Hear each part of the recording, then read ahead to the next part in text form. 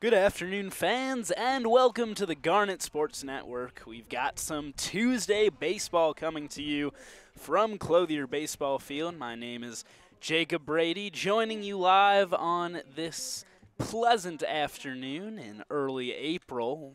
Going to hope that the rain holds off. It's threatening overhead, around a 30 to 40% chance of rain right now, but we're going to hope that holds off for some Centennial Conference baseball. The Muhlenburg College Mules coming into town from Harrisburg. Coming into this game, 2-4 in conference play. They are, however, 12-12 overall, but only 3-5 on the road, coming off of a 1-7 loss against Haverford yesterday. But they got two big wins over Franklin and Marshall in a doubleheader on Sunday, 5-2, and then 5-4 in the second game. That came in the 12th inning, so maybe might be a little bit of a tired team at the moment. They have played 3 games in the past 2 days and playing a fourth here today against the Garnet. They come in ranked the number 9 team in the nation after going 3-1 this past week. That included 2 big wins over McDaniel and Ursinus, a 10-1 win against Ursinus on Sunday, and then a 16-3 win over McDaniel on Saturday in the second game of a doubleheader. Ceruto will lead things off for Muhlenburg by flying out to Jared Gillen on the first pitch that he sees.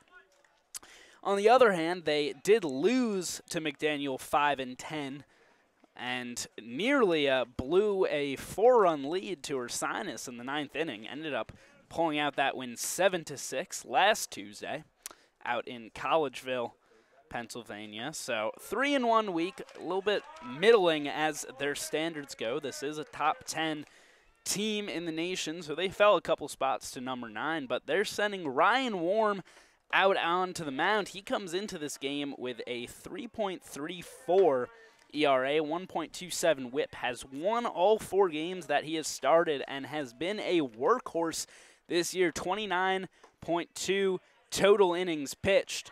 Loves to work that changeup as he did right there. Count goes to 2-1 against Cameron Miller. Sophomore designated hitter. He'll line that one foul.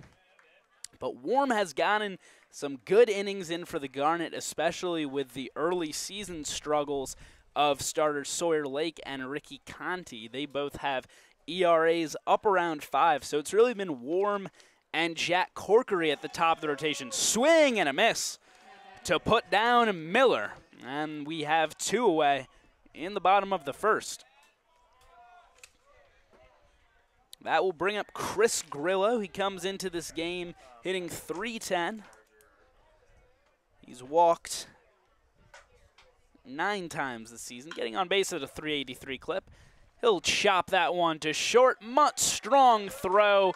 The side is retired in the first inning. Warm works quickly on only 7 pitches thrown, and we head to the bottom of the first.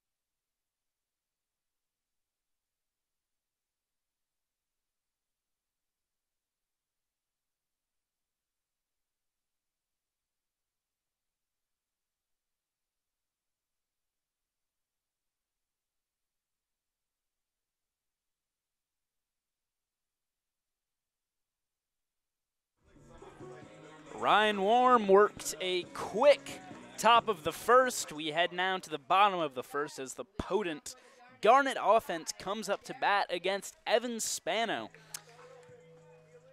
pitcher for the Mules. He, in 5 appearances this year, 3 starts, has gone out to a 3.22 ERA, which is pretty solid, and a whip even better of .86 in 22 and a third innings pitched. Struck out 18 and walked 4, but he'll face a dangerous hitter right off the bat in Jared Gillen. Drops that in for a strike. Gillen, his batting average has dropped in recent days, in I guess a little bit of a slump by his standards, as he has gone 2 for 12 in the last 3 games, that doubleheader against McDaniel and then the Ursinus game on Saturday. He was hitting right up around, I think he was at 397 about a week ago, and it's dropped down to 353, but still an OPS of 953, and he will get on base to start things off in the first inning.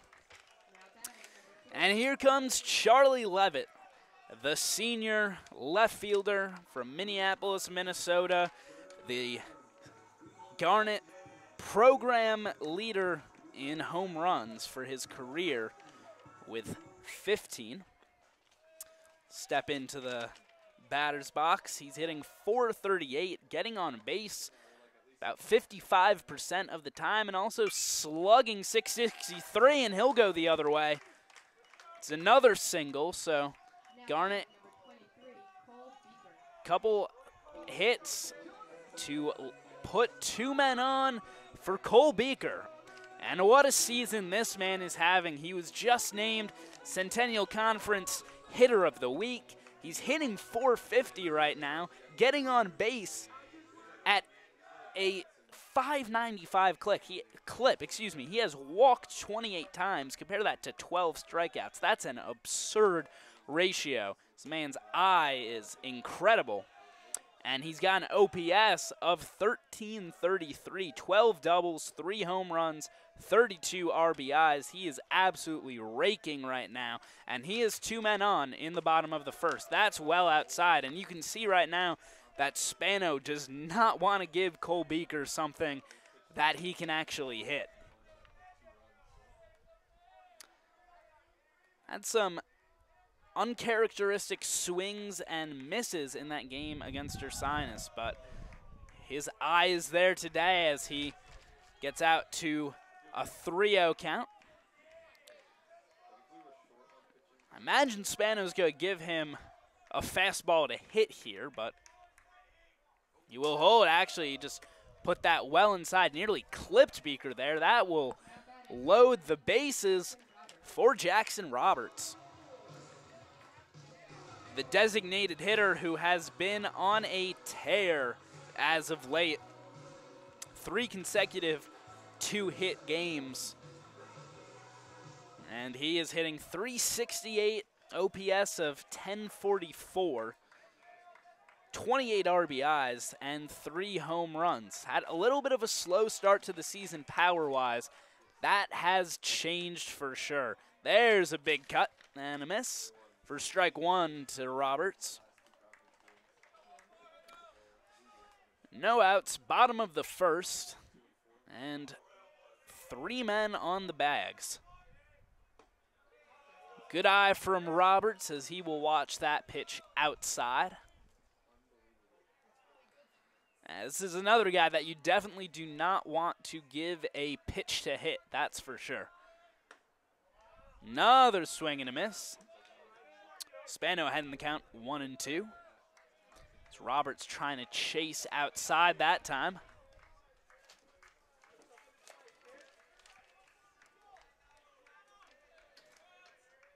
The 1-2. And he'll watch that. Just a bit high.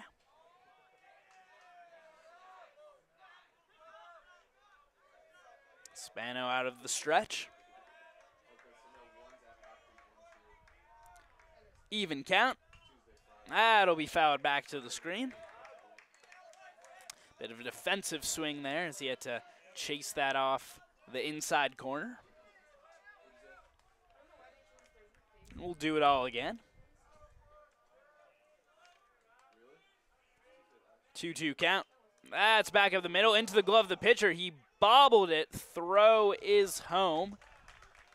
to put out Gillen, but no play at first, so they will get the lead runner. Bases remain full, however, for Mike Seppi. If he puts a ball into the outfield in any form, be it an out or a hit, I imagine Charlie Levitt with some great speed from third will come in to score. Seppi hitting .338. He's got 24 RBIs of his own. He'll take, but it's in there for a strike. It's amazing to think Seppi hitting .338, and he's only got the 6th best average on the team. Sky that one to the outfield. Levitt will tag up. Throw cut off, and he will come in to score easily. So Mike Seppi with a sac fly.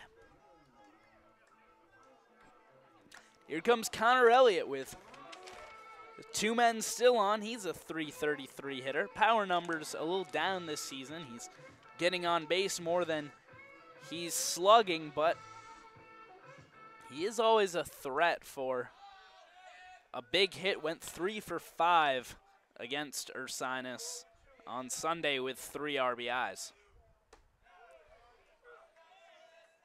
He'll take that on the inside corner for strike 1.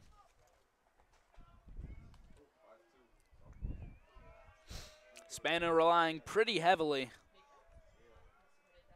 on his fastball so far. That's up the middle. Quick toss to second. I'll end the inning. So Spano able to work out of danger after loading the bases with no men out. Got Jackson Roberts to ground into the fielder's choice. Seppi plates a run with the sac fly, and then Connor Elliott with the fielder's choice to the second baseman. That'll end the inning. We'll take the short break.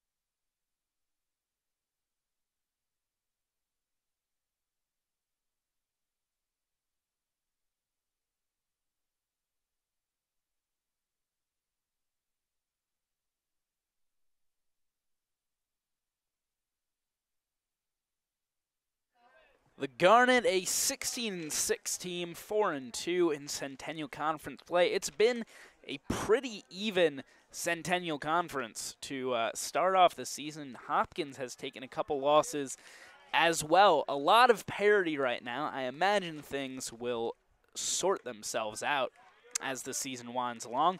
Warm drops the curveball in for strike 1 against Rebusel. Fastball a little low.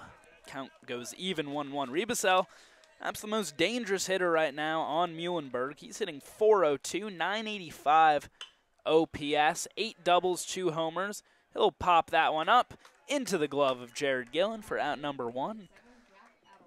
Warm continues to work efficiently on 10 pitches now. Avalone, the first baseman, junior from Damaris, New Jersey, hitting .246, OPS of .578. That's 17 hits in 69 at-bats. He'll hit that one sharply at Beaker, toss into the glove of Warm. 2 away.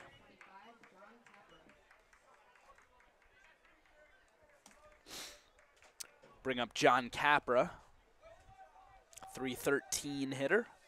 21 hits and 67 at-bats, also 2 home runs for him, but strikes out a lot more than he walks. 16 so far this season. Beautiful curveball from Warm for strike 1. Gillen coming in. That will drop in the outfield grass. So Capra able to get on as Warm allows his first base runner of the day. Warm has an excellent pickoff move. Don't know the exact number that he has picked off this season at first, but it's not an insignificant number, that's for sure. It's that lefty, that classic just steps backwards to avoid the balk, and nice quick snap over to first, and a lot of guys just, they don't see it coming. Capra pretty conservative lead off of first. Warm will leave that outside. Count goes 2-1.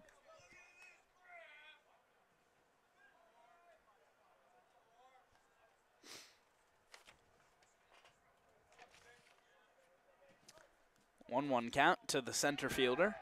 There's that pickoff move, and he got him. Just talking about that, just steps off the bat, quick little flick over to first base and stops Capra dead in his tracks there. Warm able to pick off Capra on the bases, able to get out of that second inning with only 13 pitches total thrown. We head to the bottom of the second.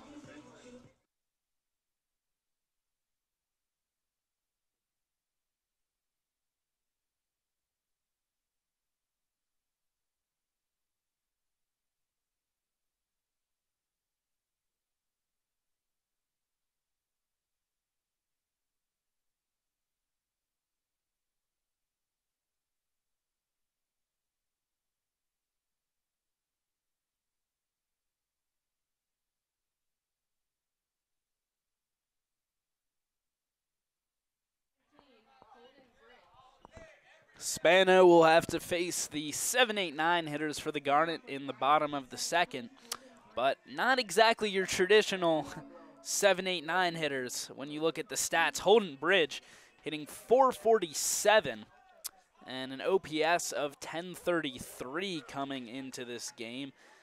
He was named National Hitter of the Week during the Garnet's spring break trip down to Florida. Went 4 for 5 in the second in that 16-3 win against McDaniel on Saturday. But Spano quickly ahead in the count, 0-2.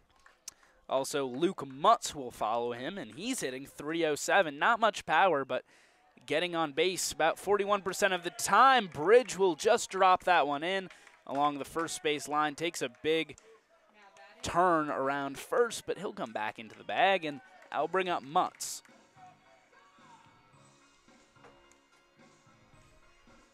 Mutz sporting a sizable rip in the back of his pants, just as Connor Elliott was earlier in the season.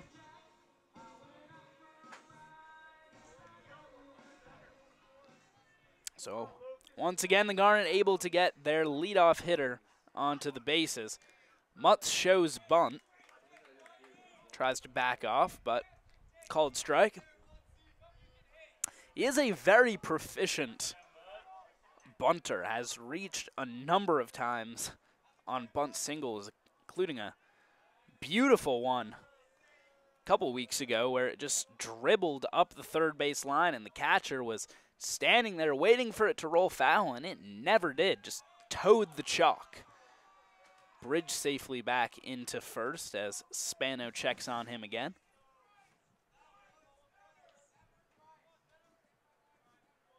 The pitch. That's in there for strike two.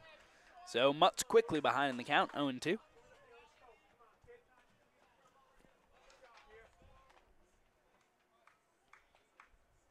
See what Spano has to offer.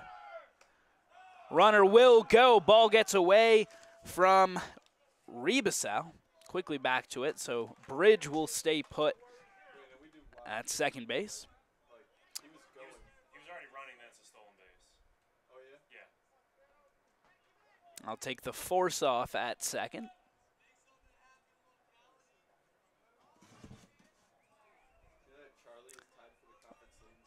Mutz waits for the 1-2.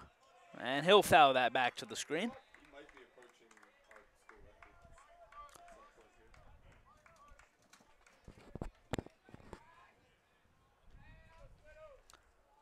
So Bridge now 10 for 13 on stolen bases this season.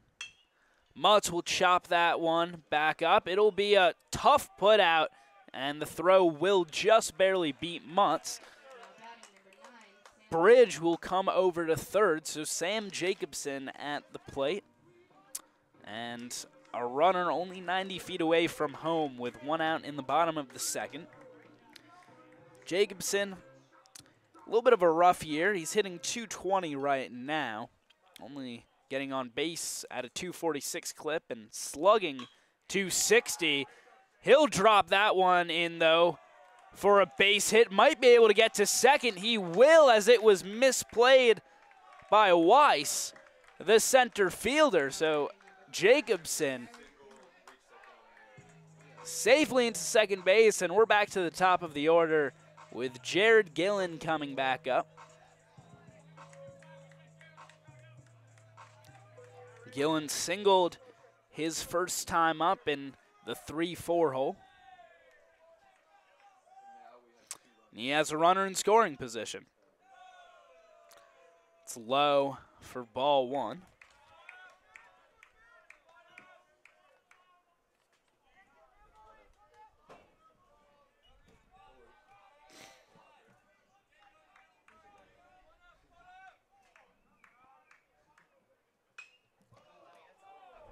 That's a hard hit ball. Will go off the Muhlenburg dugout with a thump.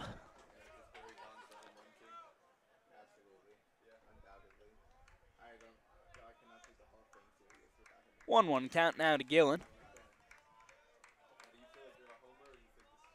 The pitch. That's in the air out towards right center. Weiss on the run. He'll make the catch. Jacobson will tag up and into third. Bring Charlie Levitt back around. He singled the other way. His first time up.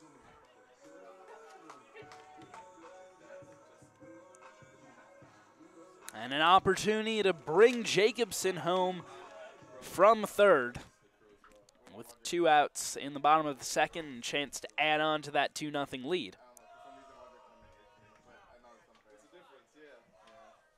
Low for ball one.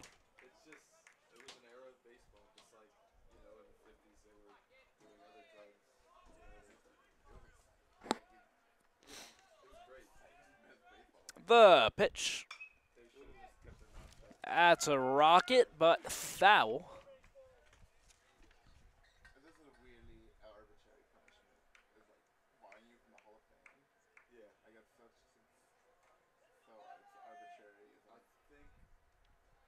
One pitch. Swing and a miss. Into the glove of Riebsell, excuse me. And now Levitt's behind 1-2.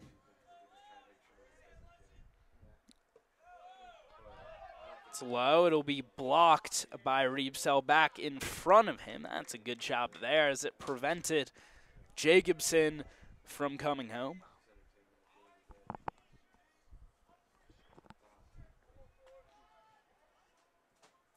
2 balls, 2 strikes, 2 outs. Bottom of the second, 2-0 lead for the Garnet. That's a foul tip into the glove of Riebsell for the 3rd strike. Spano once again able to limit the damage to 1 run. We head to the top of the 3rd.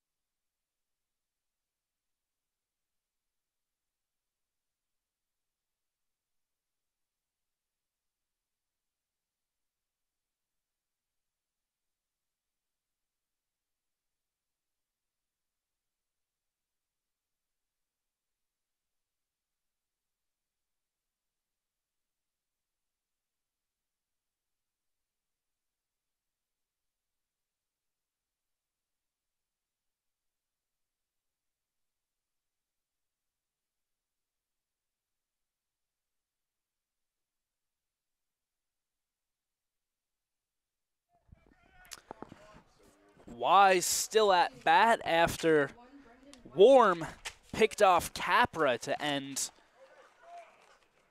the second inning. Only 13 pitches thrown so far. That's the reason that he's been able to go so deep into games. He's not a big strikeout guy, but he is able to keep his pitch counts low. There's a grounder on the first pitch. Mutz to Beaker, one away. He gets guys to swing at his first pitch there, and it's just does not induce hard contact there. A lot of grounders in the infield for easy outs, and it keeps his pitch count down and lets him go, you know, on average, 7.5, 7 2/3. 7.5 would be impossible, but right around 7 2/3 innings per game. Bring up Seth Wasserman. Left fielder, another first pitch grounder, and Warm will field. Throw to Beaker. Bring up Capadonna, the 9-hitter. Warm has faced the minimum number of batters so far after Capra was picked off. And Capadonna, right fielder, hitting .306. .403 slugging percentage, .362 on base percentage. Decent numbers. Count 0-1. There's a curveball in there, and Warm quickly ahead in the count, 0-2.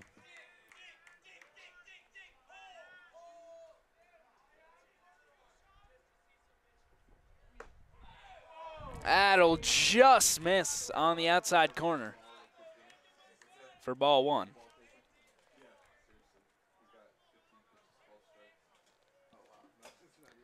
The pitch, that'll be lined the other way into the glove of Holden Bridge, and Ryan Warm able to get out of the third with 19 pitches thrown. We head to the bottom of the third. You're watching Garnet Baseball on the Garnet Sports Network.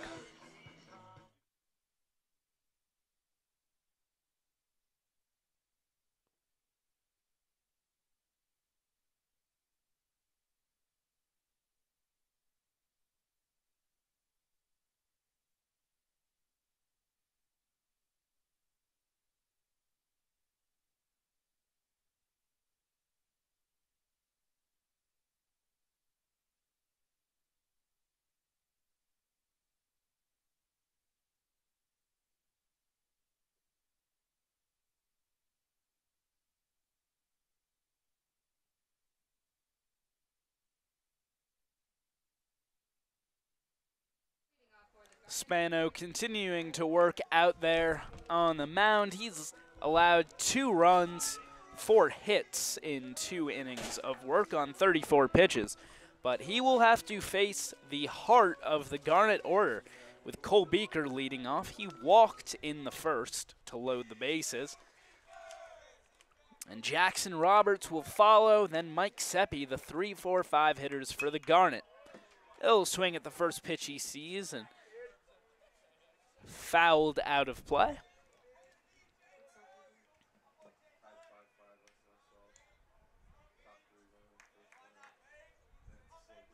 0-1. That's outside. Spano with the 3/4 delivery. It's a swing and a miss from Beaker. Not used to seeing many of those. Count goes 1-2.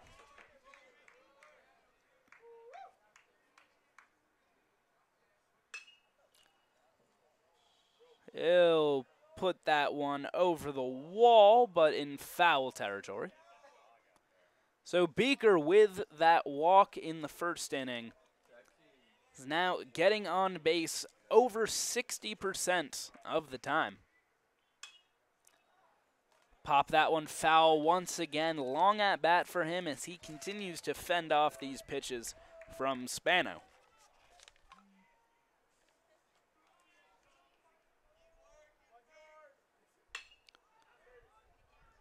Pop that one out into center. Weiss underneath and one away. Here comes Jackson Roberts. He grounded out his first time up.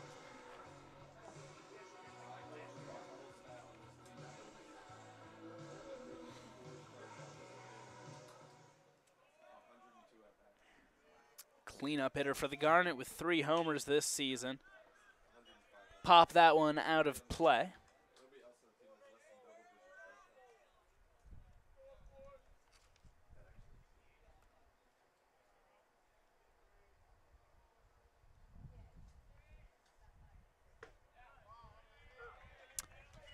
Roberts will watch that, but it drops in for a strike.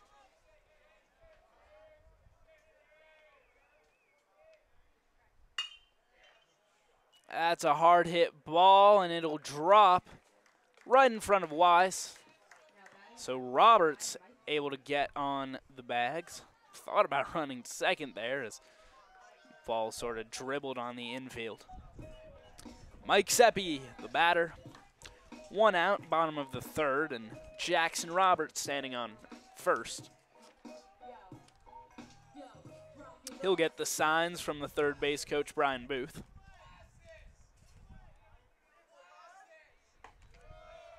He'll watch that outside. Strike one. Excuse me, ball one.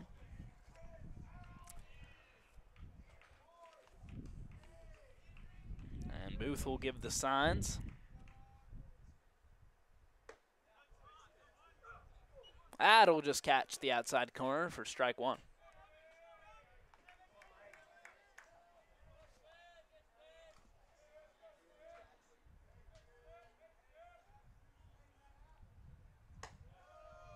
A little high.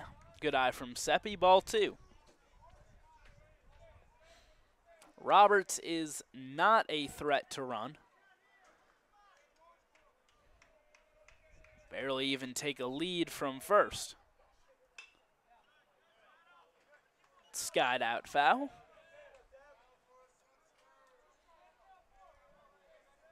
So it looks like Jeremy Akioka, freshman pitcher, has picked up ball retrieval duties for the day.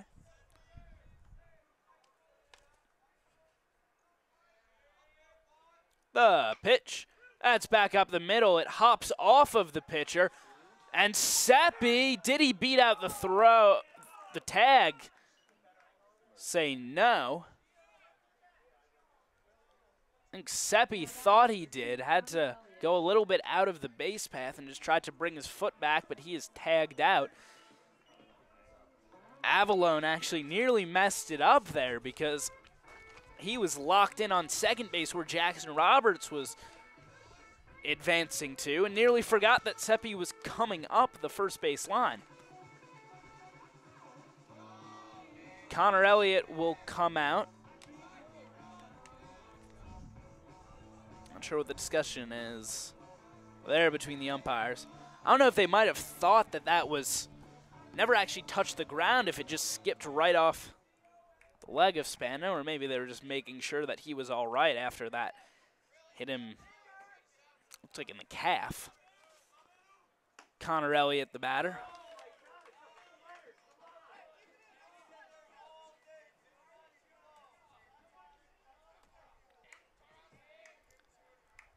Elliott grounded out his first time up. He'll put that one right at the first baseman. Quick jog to the bag. That'll finish off the third inning. We're through 3 innings of baseball in just over 30 minutes. It's a quick game, but the Garnet leading 2-0.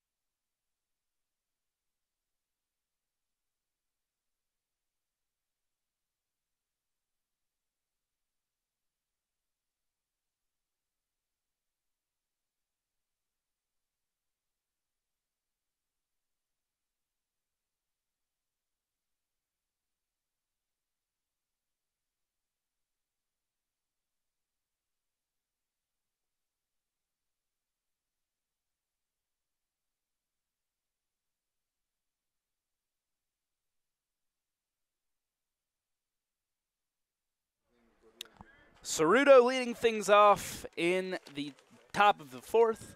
Again, Warm has faced the minimum number of batters because he picked off Capra on the bases to finish off the second inning.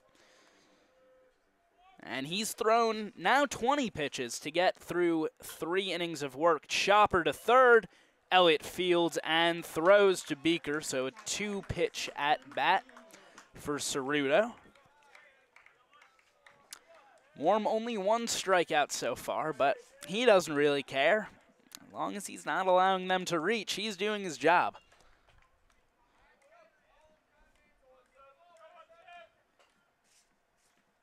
We'll bring up Cameron Miller, sophomore designated hitter.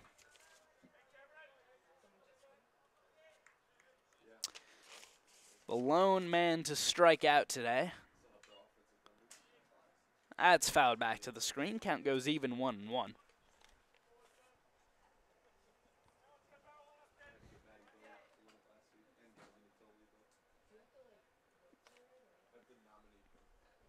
Pitch. What a curveball there. And again, I call these curveballs, but practically ephus pitches. They're just so hard to time up for a batter there. The pitch, that's lined into center for a base hit, so Miller will get on the bags. Chris Grillo following him. Chris Grillo is hitting .310, 4 doubles, 1 home run, and a man on first with 1 out in the top of the fourth. Game still well within reach for Muhlenburg. So a fastball from Warm that'll miss low.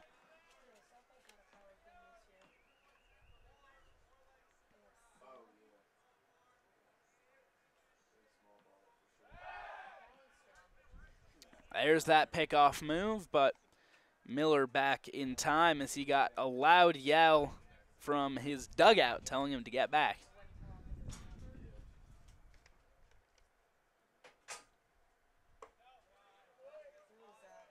That'll miss low.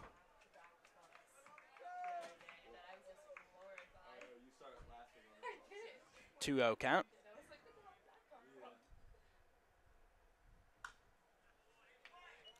Chopped foul.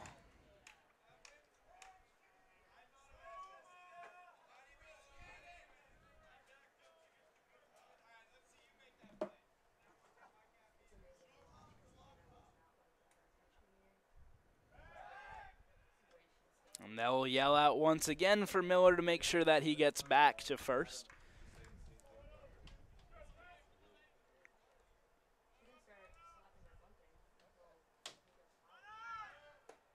Swing and a miss. Miller safely into second. I'll eliminate the force at second. The runner in scoring position now for Grillo, with Riebsell following.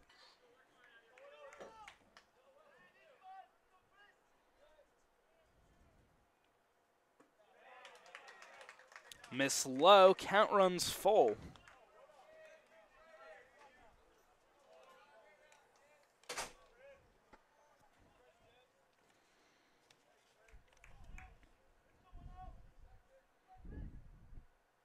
Payoff to Grillo.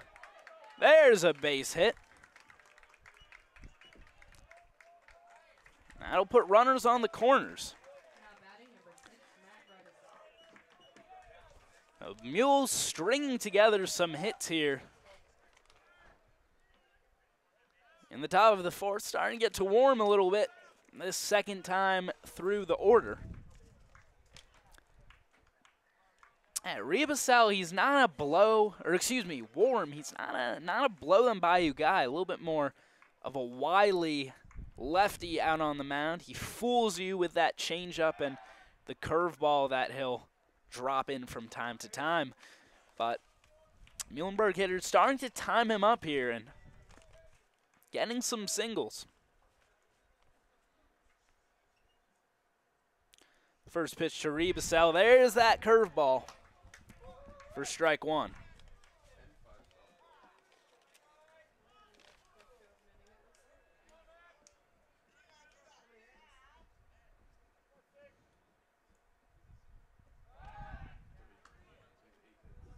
check on Grillo. Not taking much of a lead at all. 6 for 9 on stolen bases. Liner over the head of Mutz. That'll plate 1 run. Grillo got a good jump. He will make it to third, so a single on first and third. Bring 1 runner home, and first and third once again with Avalone at the plate. First baseman.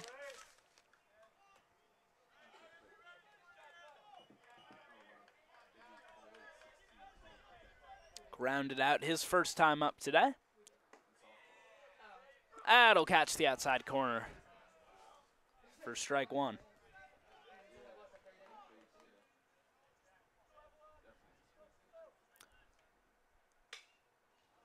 Hard hit ball, but foul off the maintenance barn out to our left.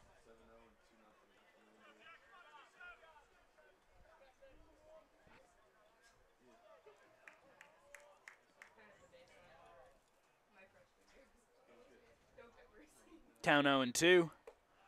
That's well outside.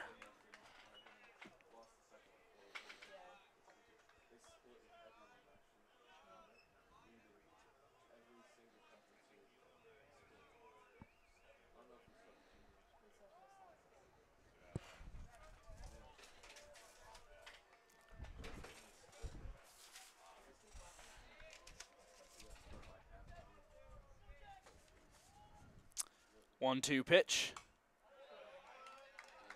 Going up in the zone with that curveball again. Avalone swinging just a little bit early at it.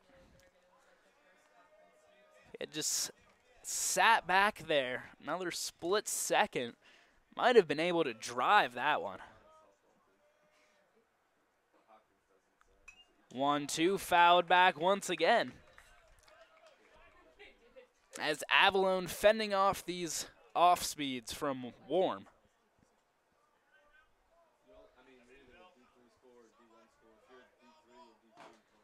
So 3 straight 1-2 pitches.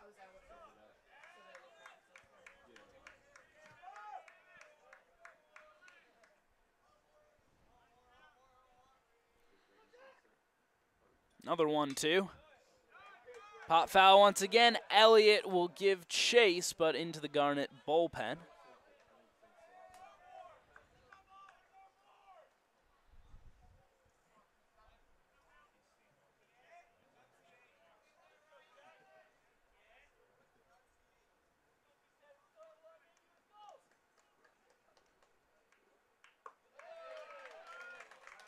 That'll miss low inside. Count goes even.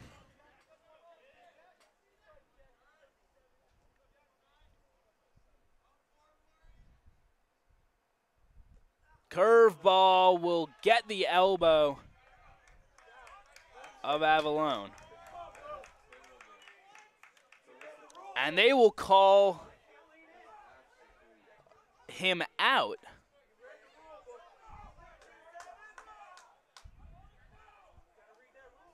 See what, I don't know if they're calling that he leaned in or that he swung at it, or guess, yeah, they're calling that he leaned in to get hit there.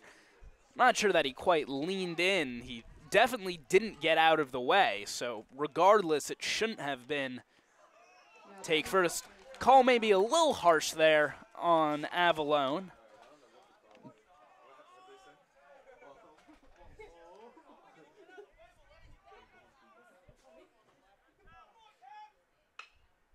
That one's popped sky high.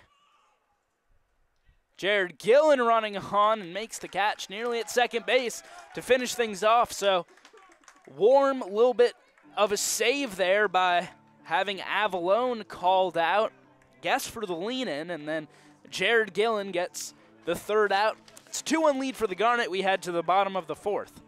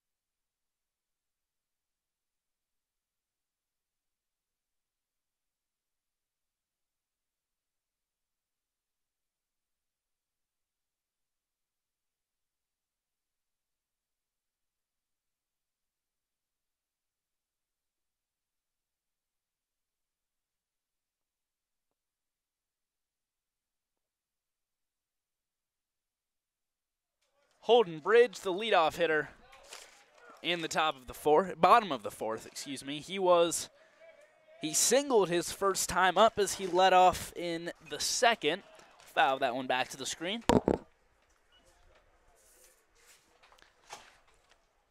Quickly behind in the count 0-2. It was an 0-2 single that got him on the bases in the second innings. We'll see if he can do the same here. That's well outside from Spano.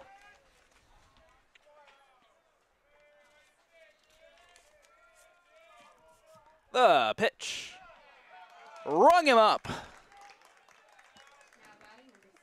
Spano's second strikeout for the day as he gets Holden Bridge looking. Bring up Luke Mutz. Local kid, played at Strathaven High School, just about a mile away from here.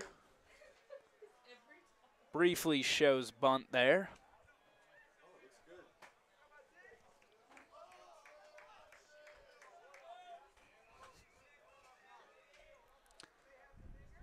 One-0. Big swing and a miss from Mutz.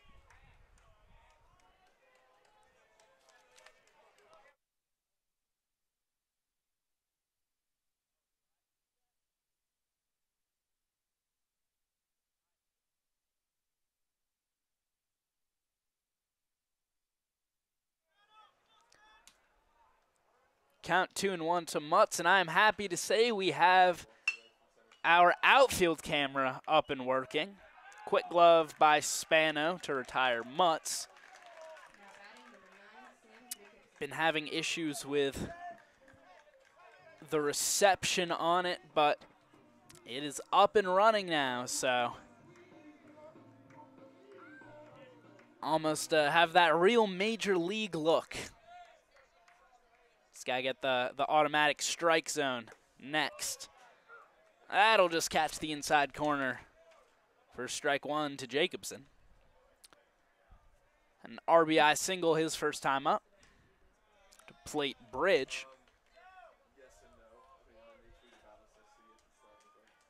Count 1-1.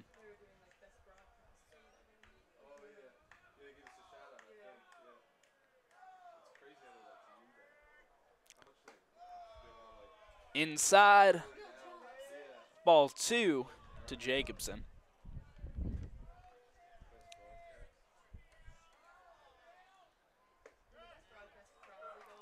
That's in there for a strike. So now 2 balls, 2 strikes, 2 outs. Base is empty. Time granted to Jacobson.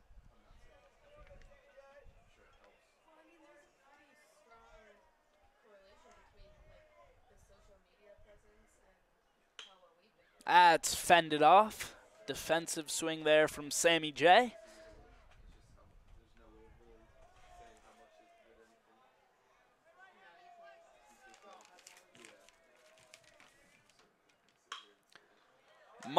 Jacobson with a base hit back up the middle. So he's now 2 for 2. I'll bring up Jared Gillen. He had a hit in the first inning as the leadoff man, and he's got a runner on first with 2 outs in the bottom of the fourth. It's a 2-1 lead for the Garnet right now.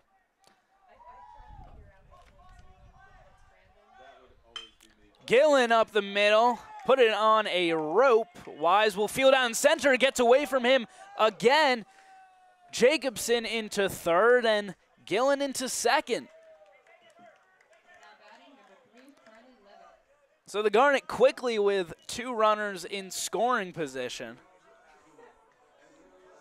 Levitt struck out in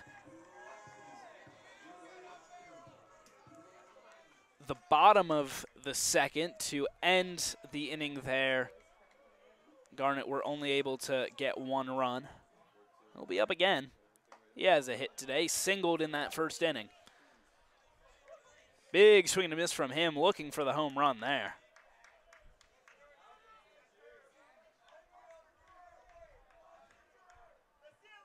Oh, 1. It's in the dirt. Count runs even, 1-1.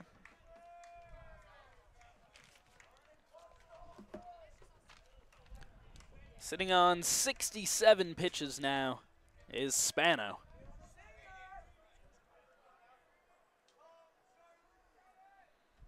Levitt watches that outside. Count 2-1. Definitely do not want to give Levitt something to hit.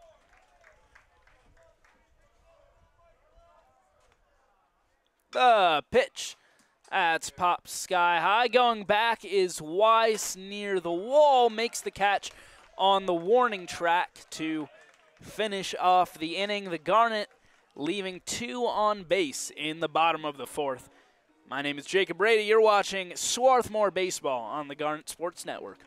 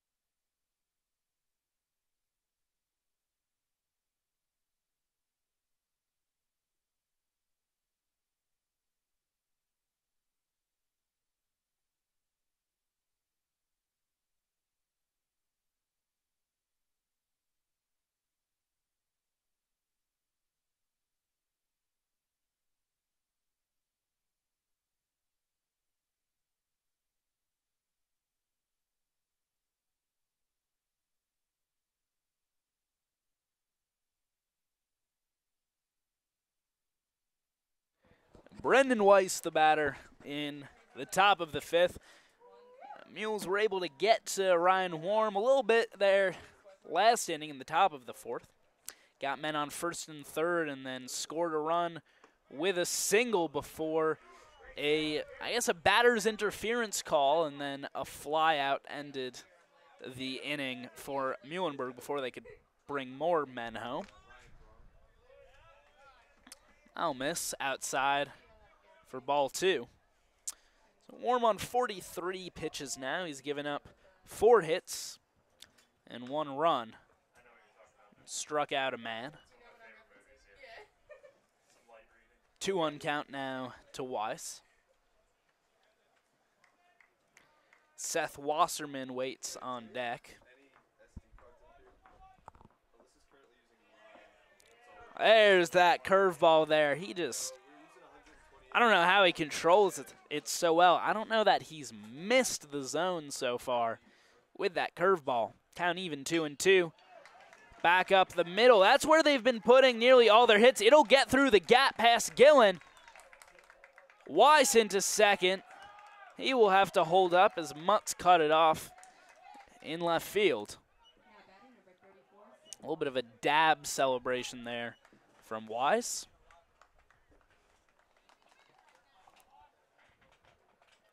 Bring up Wasserman.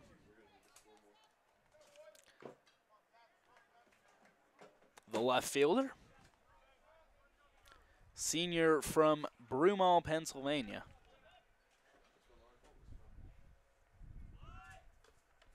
He'll try to lay down a bunt. Knocks it foul instead.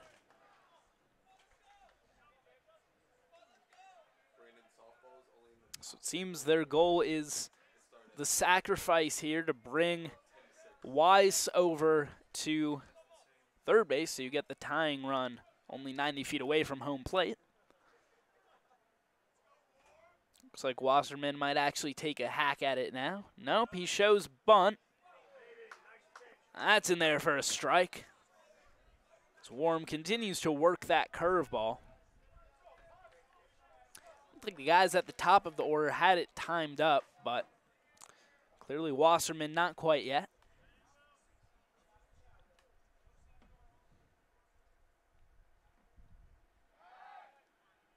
He'll step off, look over at Weiss.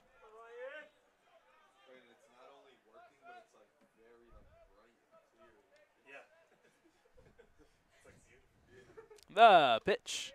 That's outside. It'll get away from Jacobson, but he's able to keep it in front of him, or off to the side so that Weiss can't advance.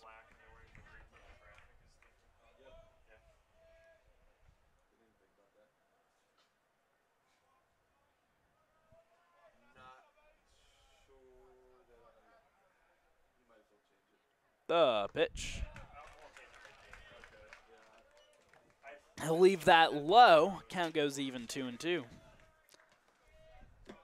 Once Wasserman stopped showing bunt, he was able to get 2 balls. Swing and a miss. There's strikeout number 2 for Ryan Warm. He will attempt to strand Weiss 2 more times. Robert Capadonna coming up. Sophomore right fielder. Big swing and a miss.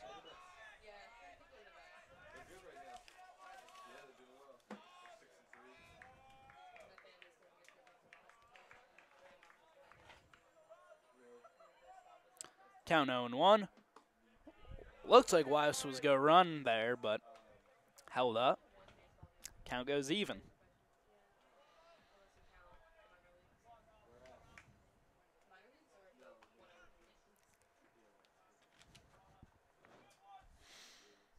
The pitch well picked by Jacobson.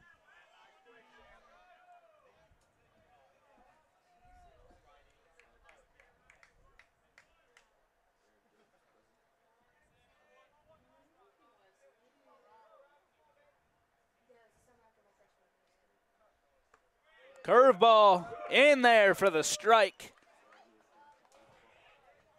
He has just had that working all game.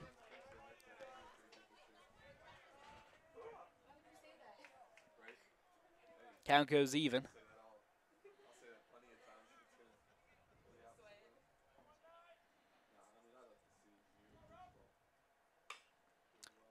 Chopper to the mound. Warm looks over at third, but instead will turn and fire to first for out number 2. We head back to the top of the order with John Ceruto coming up.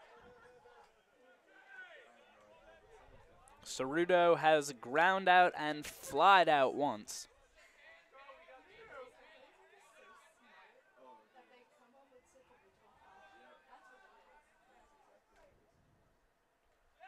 That's inside. Jacobson will try to block it out to the side. The throw actually hit the umpire there. So a wild pitch from Ryan Warm will bring Brendan Weiss home, and we have a tie baseball game in the top of the 5th.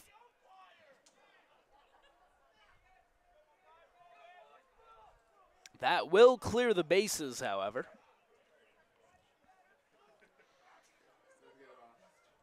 With Ceruto at the dish.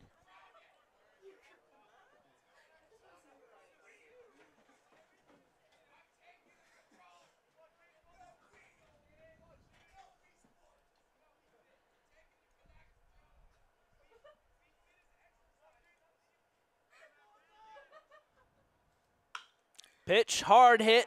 Elliott able to knock it down. Wild throw, not in time.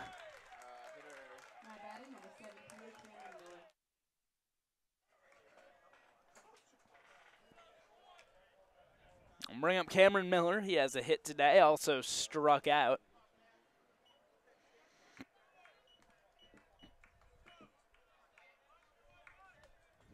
Runner on first after Elliott couldn't quite handle the rope there. From Grillo, Levitt looking back, it's over his head. Ooh, he ran in to the wall out in left field, and he is down right now. He went down hard there chasing that ball from Miller that just cleared his head. Jared Gillen checking on him. He looks to be all right. Muhlenburg takes a 3-2 lead. 7 hits now for them.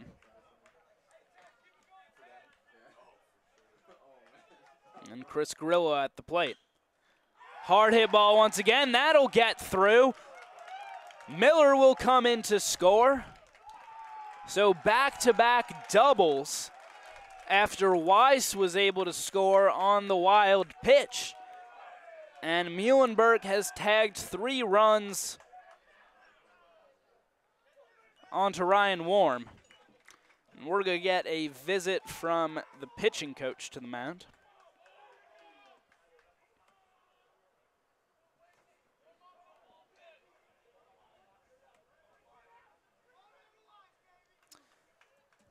Nate Burns, the first-year pitching coach, making his way out to the mound. He was previously the pitching coach at Elizabethtown. Went to Lancaster Bible College. 3-year team captain. Was the Northeast Athletic Conference Pitcher of the Year. First team all Northeast Athletic Conference back in 2017. So he'll try to settle down Warm as top of the order this 3rd time through now. They've managed to time up those off speeds from Warm.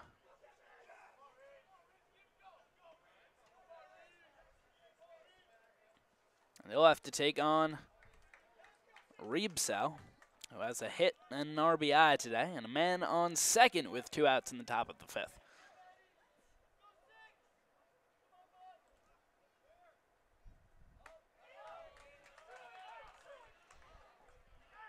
I think Warm, realizing that they had him timed up pretty well, left that curveball well outside. There's a fastball. Elevates it in the zone, and Riebsau comes under it.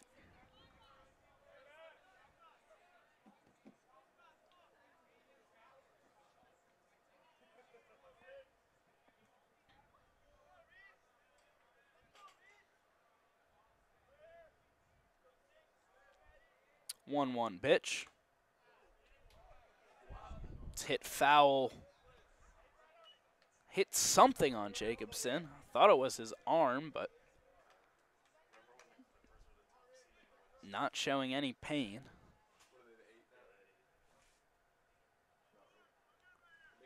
So 1-2 count to Riebsau.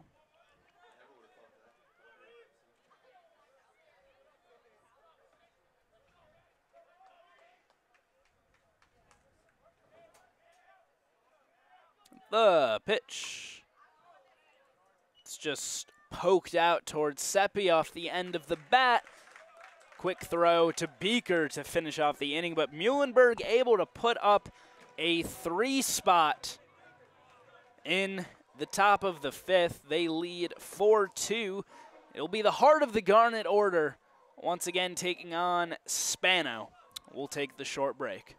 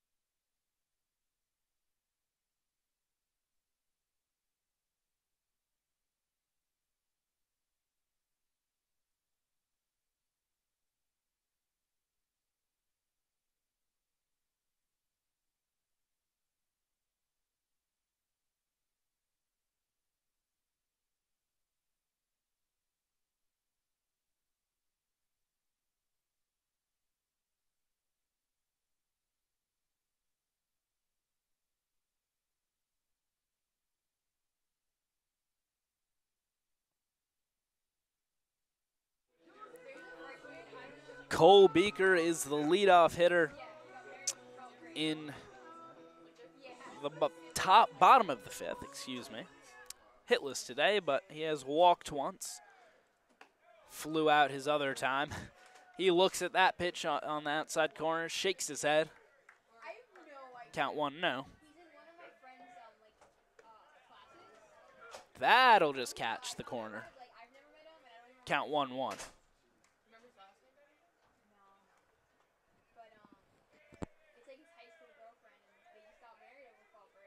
The pitch.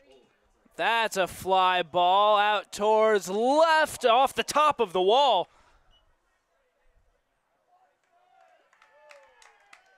Ball will go over the head. Beaker will get to third. The pitch went to Spano. Nobody was covering home there.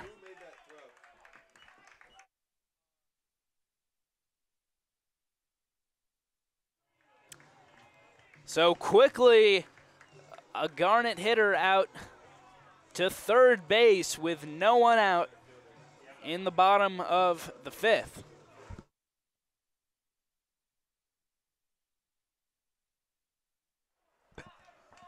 Jackson Roberts, the batter, he has a hit today, and he's looking for another tying run at the plate. Roberts obviously a big home run threat, so he could tie things up with one swing of the bat. But he's behind in the count now, 0-2.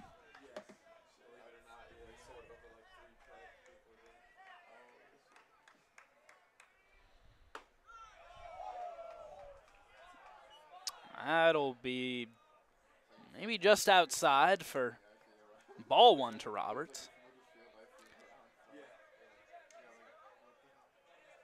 Looks like the ball was initially inside on him and then ended up outside. He'll keep that one. Fair ball. It'll be an easy double for Roberts. Could be a triple. He will continue chugging on to third base. He was able to get his hand back. The ball did go past the dirt track, so I think it should be a ground rule double anyway. They will send him back to second base because it was fielded. It was fielded by Capadonna past the warning track.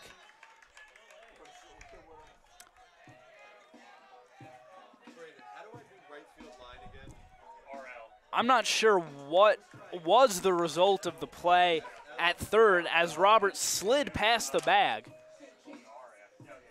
Had his hand on initially, but then got all the way past, had to get back to the bag. I'm not sure that the third baseman ever applied the tag.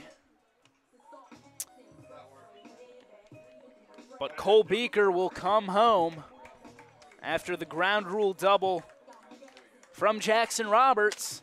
So another runner in scoring position, no one out in the bottom of the 5th, and the go-ahead run at the plate now in the form of Mike Seppi. Chopped foul, strike 1.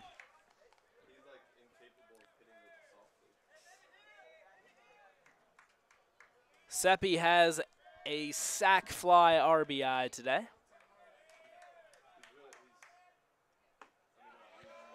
He'll watch that, but it'll catch the outside corner. Strike 2, and Seppi behind in the count, 0-2.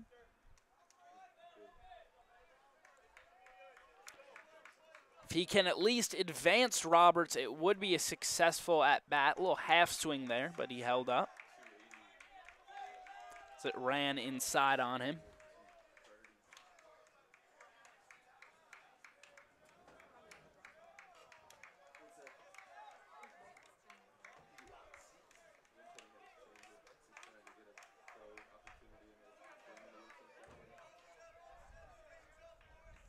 Oh-2 pitch in the air. Be a fly out to the right fielder. Roberts will tag up. It's a good throw from Capadonna, but Roberts will get to third. So the tying run 90 feet from the plate as Seppi brings Roberts over, and Connor Elliott at the dish.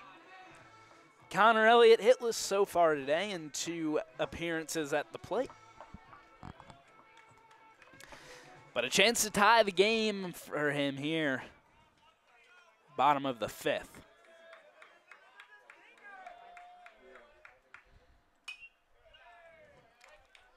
Put that one out foul towards lacrosse practice, which is beginning on the turf field.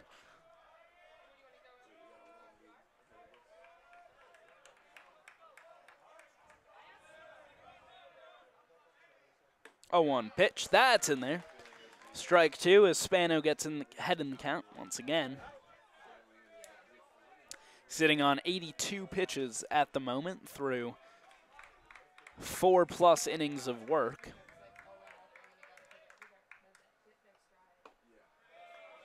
That'll miss with the slider. Ball 1.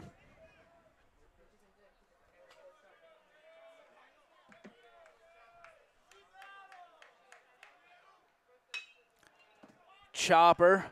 Roberts will come home, so RBI ground out for Connor Elliott, and we are all tied up with Holden Bridge coming to the plate.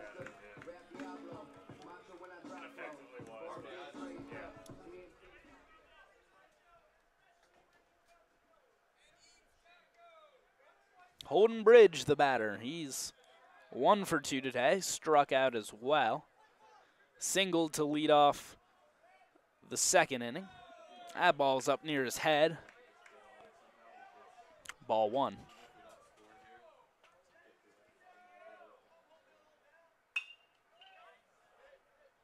Will be on the ground to the second baseman. Bridge will try to run it out, but the throw in time from Cerruto, so they go 4-3 to end the 5th, but we are tied up at 4 heading to the top of the 6th. And Ryan Warm back out there for another inning of work.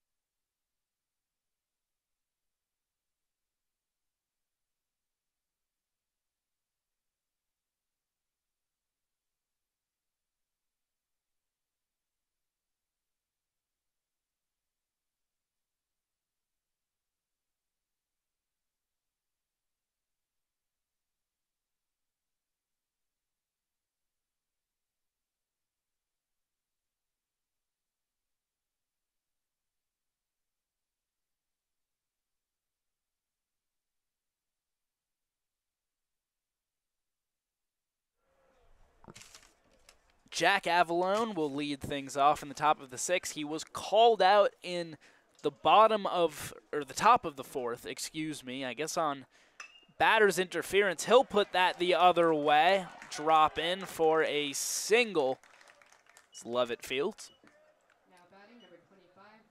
I guess Avalone making up there for called out after getting hit by the pitch, but umpire ruled that he leaned in. Capra is the batter. He's 1 for 2 today. Jacobson able to block it. Is a ball.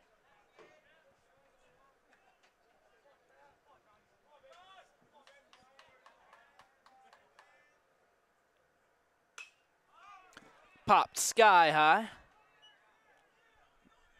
Holden Bridge will make the catch in shallow right. 1 away.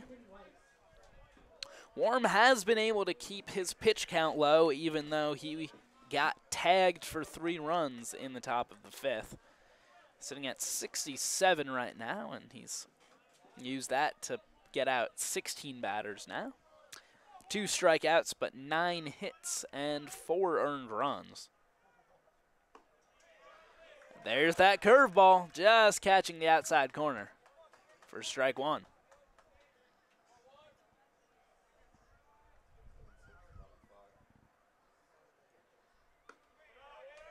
That's outside for ball 1. Continuing to try to attack the bottom of this order with the curveball, even though the top of the order had it timed up, which is how they were able to tag on 3 runs. There it is again. Count goes 1-2.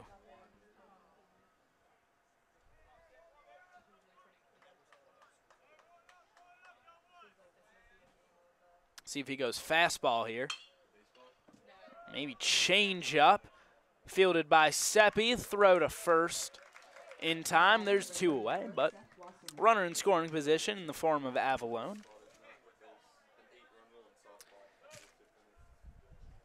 And Seth Wasserman, the batter. He struck out his last time up.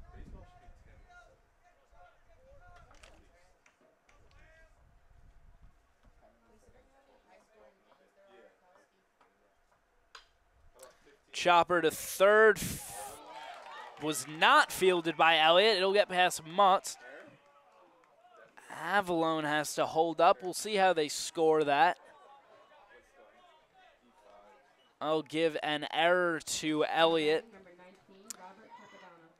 He tried to dive for it and just missed with the glove. Runners on the corners now for Muhlenburg and a chance to strike again,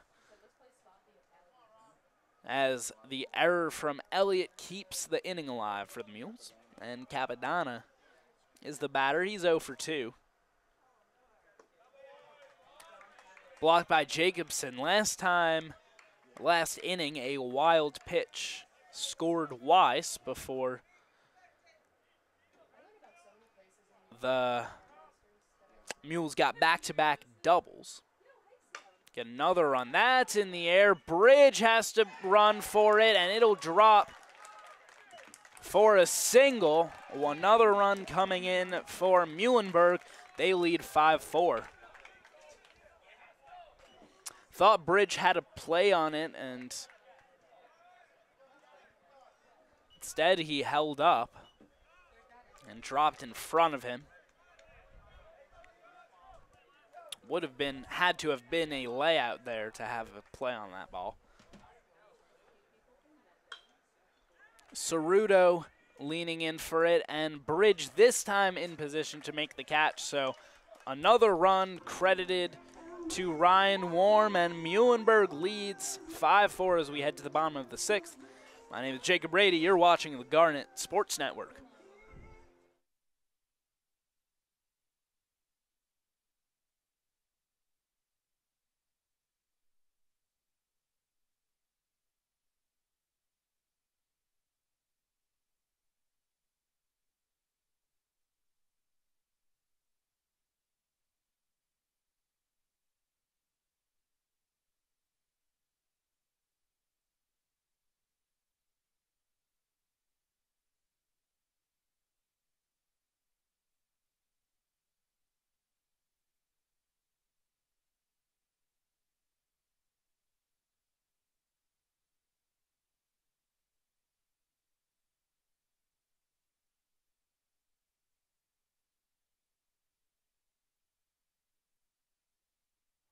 It's the 8, the 9, and the 1 hitter for the Garnet.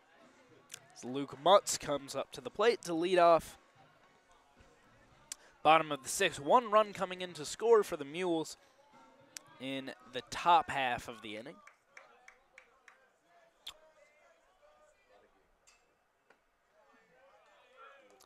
A lot of baseball left to be played here today. 3.5 innings of game left. That'll just catch the outside corner for strike 2, and Mutz behind in the count.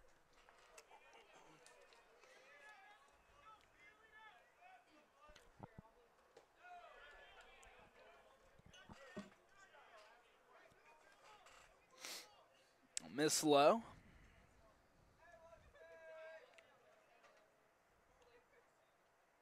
The pitch outside for ball 2.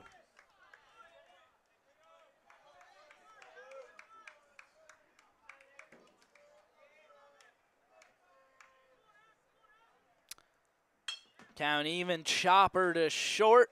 Muntz trying to run it out. And a good reach by Avalone there.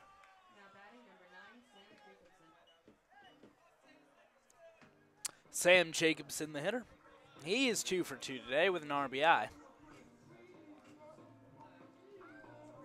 1 out, bottom of the 6th, and the Garnet trailing by 1 run.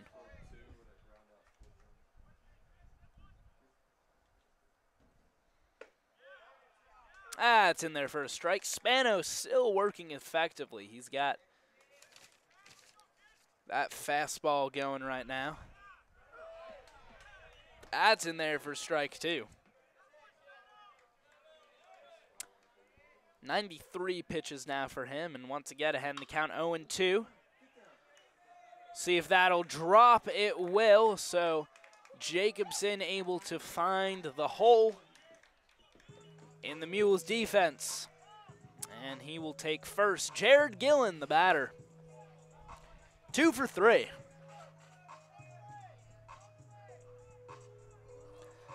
So Ric Flair Drip plays. It's his walk-up song.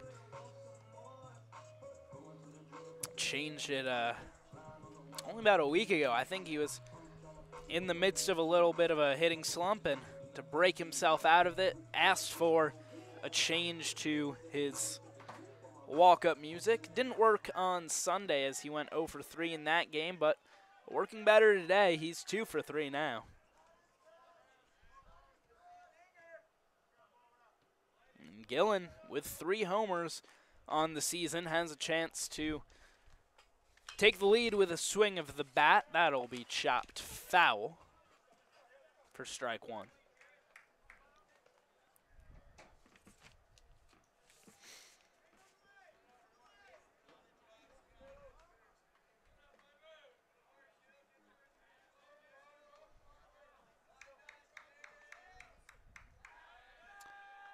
Check on Jacobson over at first.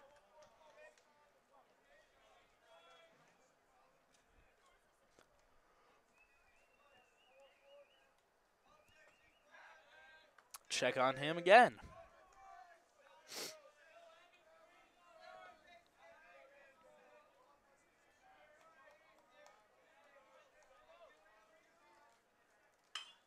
Gillen in the air out towards center. Y circles underneath. So it's a hard hit ball, but an out. 2 away, and Charlie Levitt up now. 1 for 3 today with a strikeout, so he has now reached safely in 23 straight games. That streak may be longer if we go back to last season.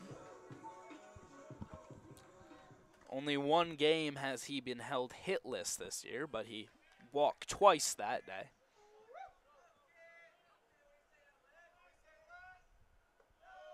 He'll watch that one outside for ball 1.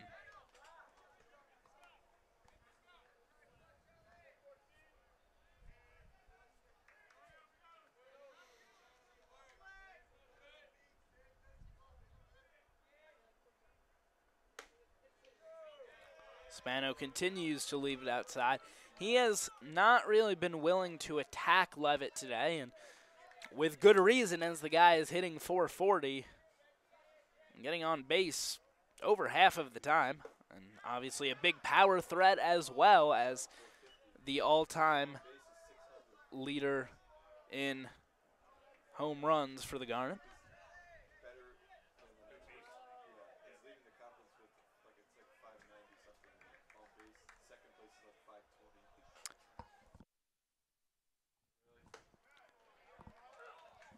That'll drop in for a strike, so the count 3-1.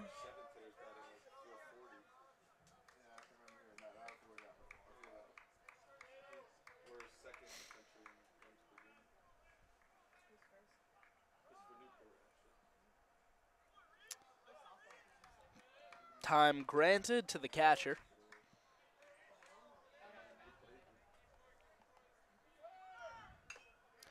Runner goes, but it's spoiled by foul ball from Levitt. Count goes full. So Jacobson will take off at the crack of the bat.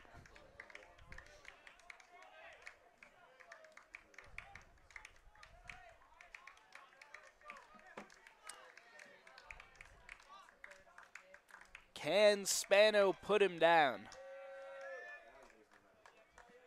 Check on Jacobson first.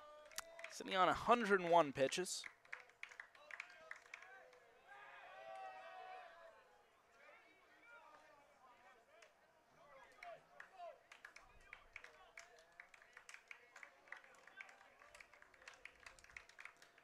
Pitch to Levitt. That's hammered out towards left. It'll drop in fair. Jacobson with a good start. Here he comes. Jacobson will come in to score. Tie ball game. It's an RBI double for Charlie Levitt. Didn't miss putting that one out of the park by much, but a double will do here as Jacobson comes home scoring from first base, and now here's Cole Beaker with a hit and a walk today. Getting on base an over 600 clip now with that hit and walk factored in. Count 0-1 to him. He puts that one. It'll drop into the glove of Weiss to end the inning. Looked good off the bat of Beaker, but at the end of the day, it's just an out. But we are tied up heading in to the top of the 7th. And here comes Drew McMahon.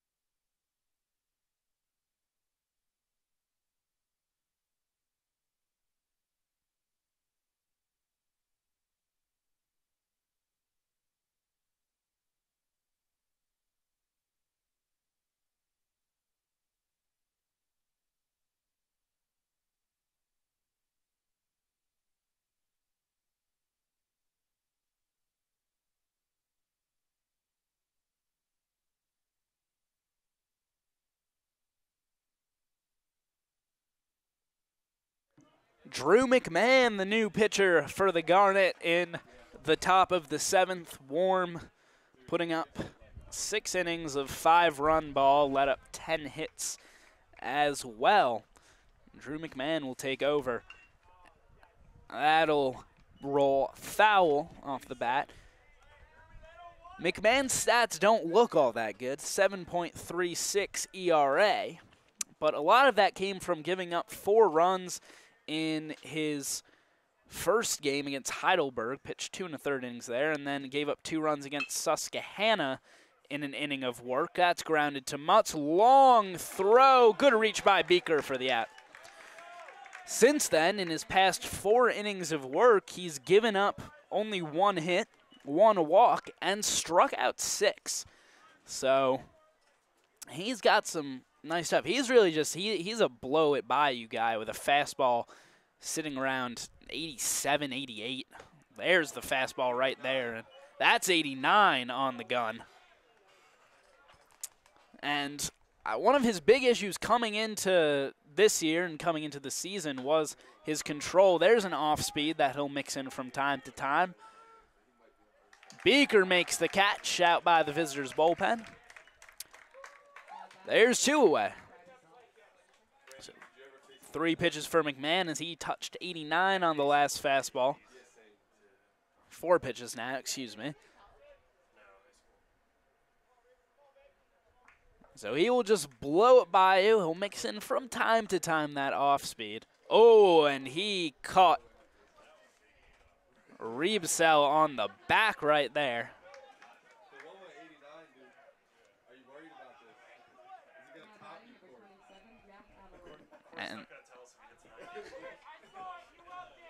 And there's that command issue that shows up from time to time. Oh, really? What were you hitting like last year? Yeah, so he tied you. What are you sitting at as a starter? Fouled off to the left.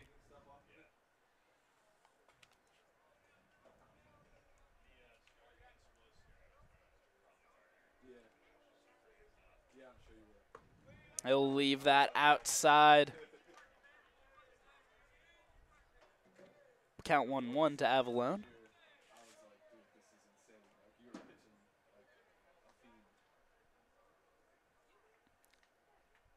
The pitch, that'll just miss outside again. 2-1. Did you know you were going to be out there for 6 innings in the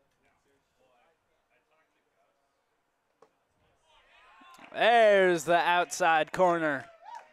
Count goes even. 2 balls, 2 strikes, 2 outs, and a chance to strand Reebsell at first.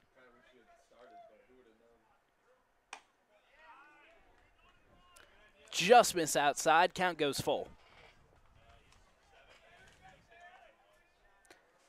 So Reebsell will be off at the crack of the bat. If goes out here, he'll golf that one into left. Reebsell got a good jump there as he left even before the swing.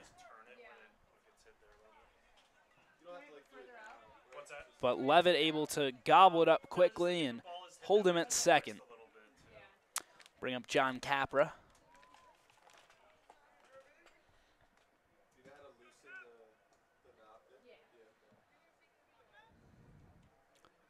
Out of the stretch. Inside, ball 1.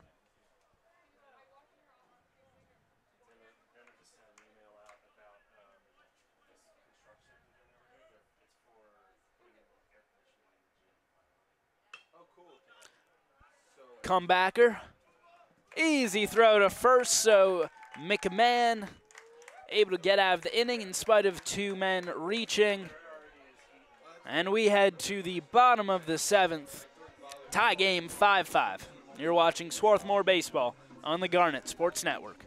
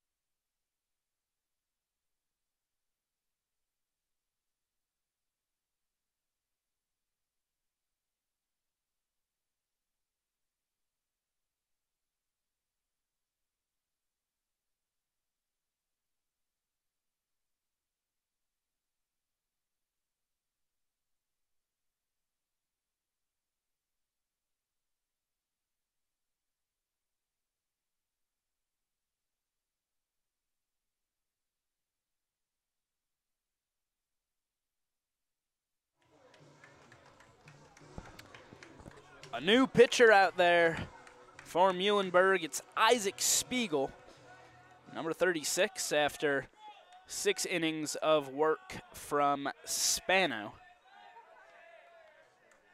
Spiegel has pitched to a 5.57 ERA so far this season, 1.62 whip, and 14 walks and 14 strikeouts. So underlying command numbers not all that good, as he'll miss low to Roberts. Count goes even 1-1.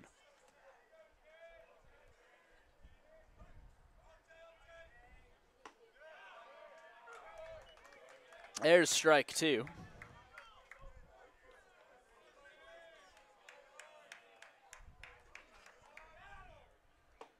The pitch.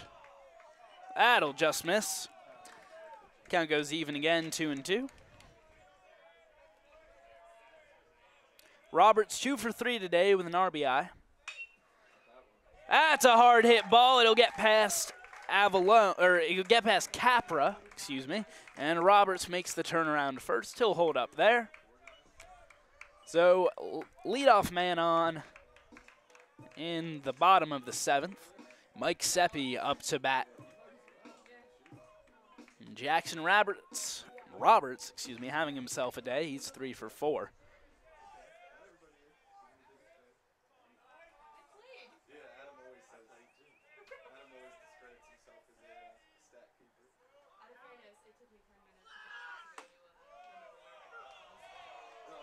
That'll catch the zone for strike 1.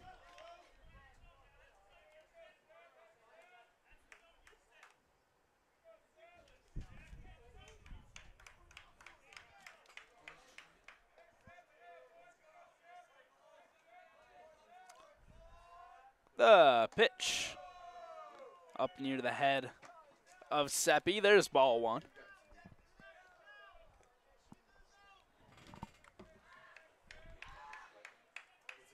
Lefty against righty here.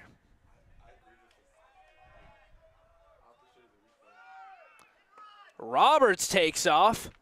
Don't see that man steal very often, but Jackson Roberts just got himself a stolen base.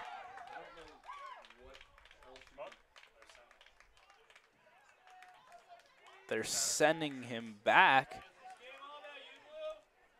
on batter's interference, maybe.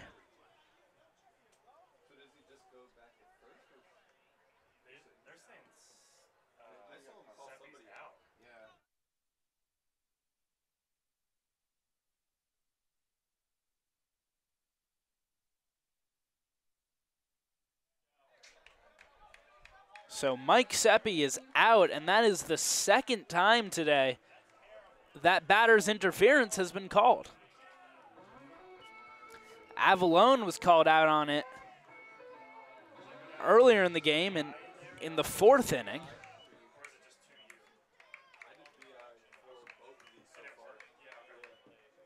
And now Connor Elliott will come up, and there's 1 out.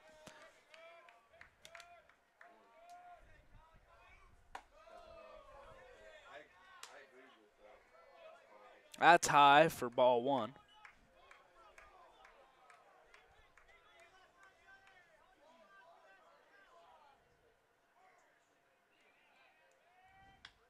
Check on Roberts at first.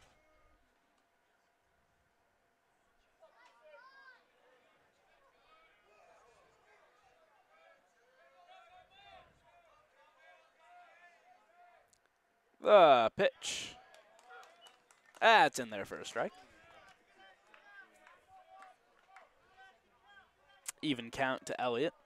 So he gets the sign from Booth.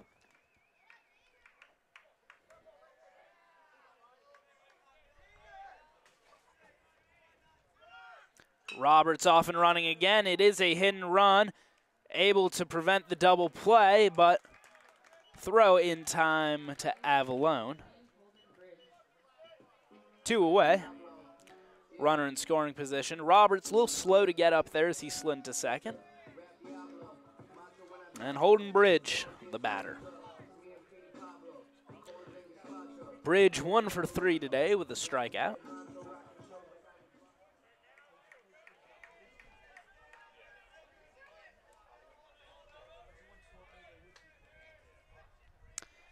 They are all tied up in the bottom of the 7th.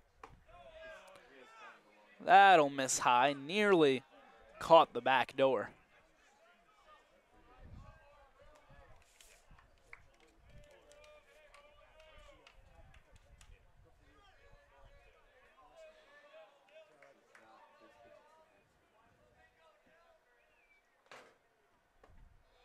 Check swing on the low pitch, 2-0 count.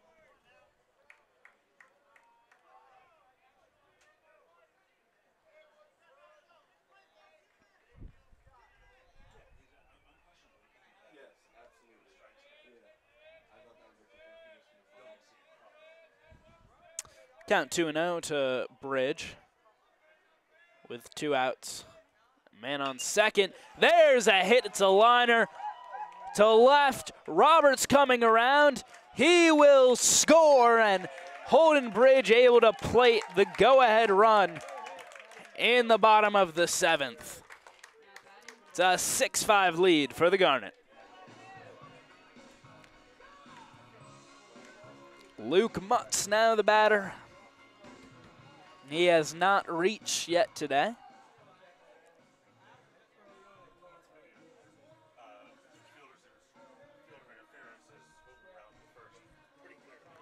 Coach Midkiff talking to the field referee out there, asking for a fielder's interference call as Bridge tried to round second and turn that single into a double.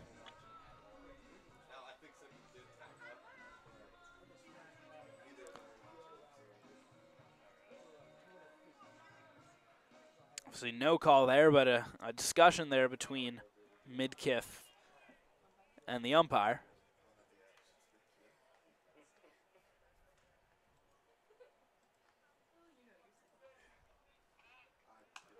Throw over to first to check on Bridge.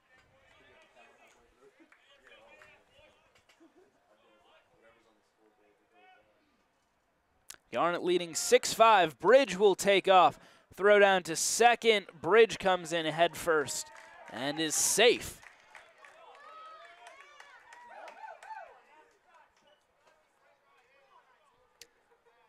Now 11 for 14 on steals this year.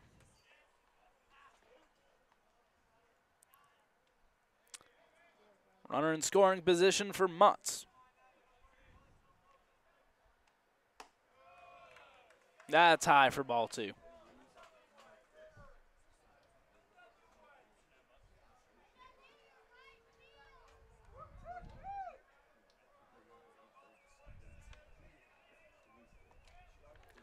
Spiegel deals low, 3-0 count. Has had some issues with command, walked 14 in total.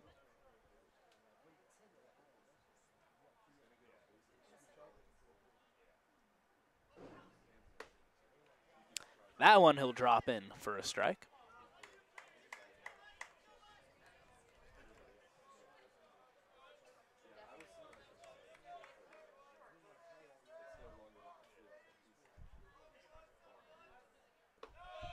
That's low. Mutz will make his way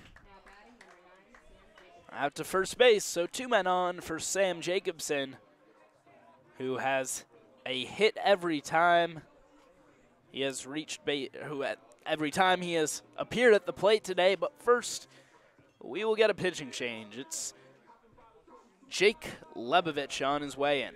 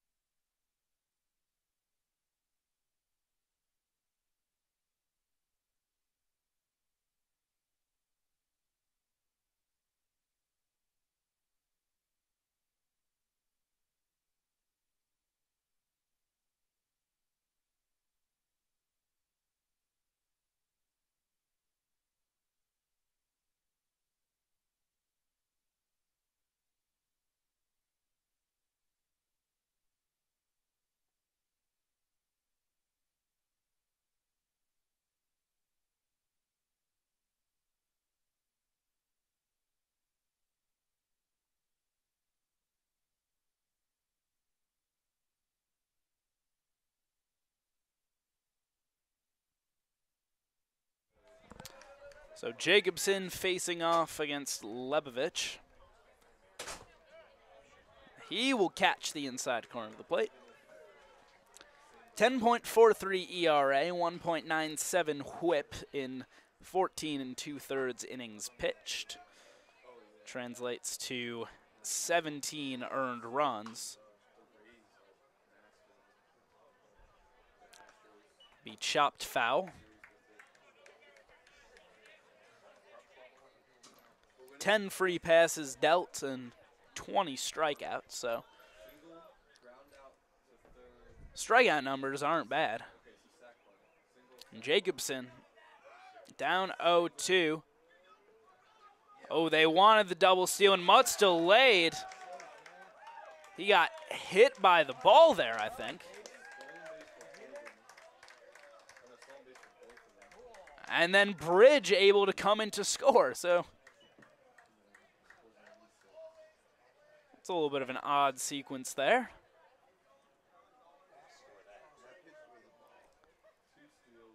I'm not sure if the ball hit Mutz or hit the glove of the shortstop there. But either way, a run will come in to score. Bridge comes home. And a 1-2 count to Sam Jacobson. Reaching out for that one. Fouled off behind.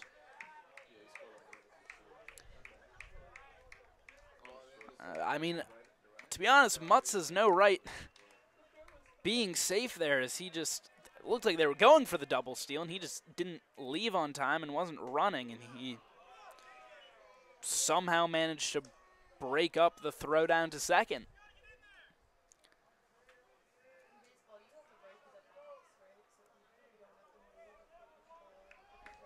2 balls, 2 strikes, 2 outs. Bottom of the 7th. 2 runs in now so far for the Garnets. They lead 7-5.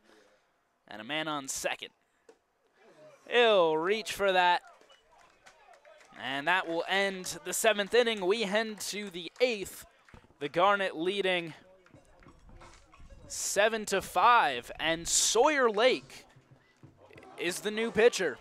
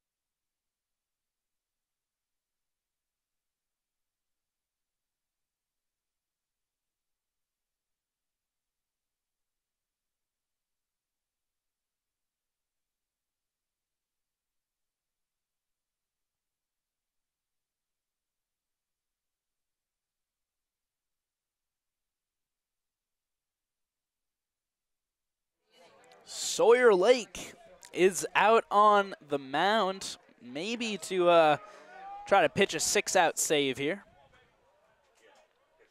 He has had some struggles as a starter this season after being named Rookie Pitcher of the Year his first year, and then being named First Team All-Conference last season. He's gone out to a 6.75 ERA. That's in conference, actually. Conference alone. Overall, he's sitting at 4.72 with a 1.72 whip in 5 games. All of them start so far until today. We'll call a foul tip. Count 2-1. Weiss 1 for 3 today.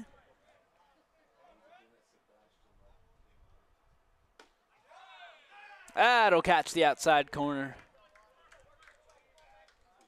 Even count, 2-2.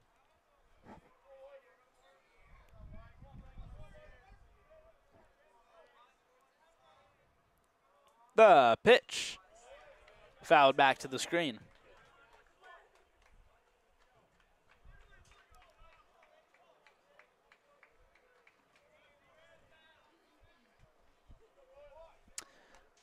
Slim lead for the Garnet here in the top of the 8th.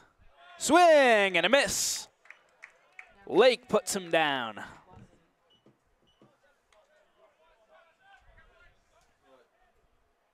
Here comes Seth Wasserman. 0 for 3 today with a strikeout.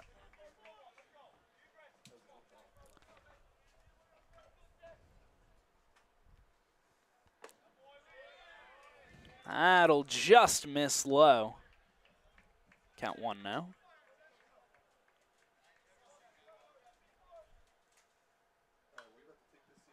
Pitch was inside, but fouled back.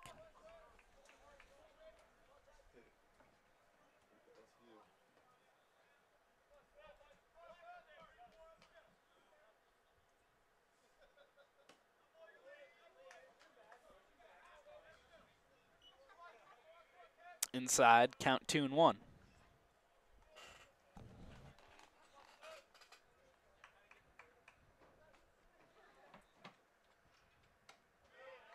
It's a little high now. 3 balls to Wasserman, 1 strike.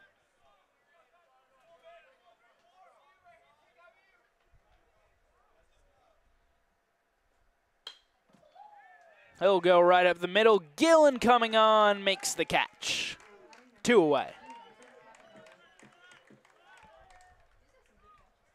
And Capadonna, the hitter for Muhlenburg, as Lake gets the benefit of facing the bottom of the Muhlenburg order. Hitting an RBI for Capadonna today.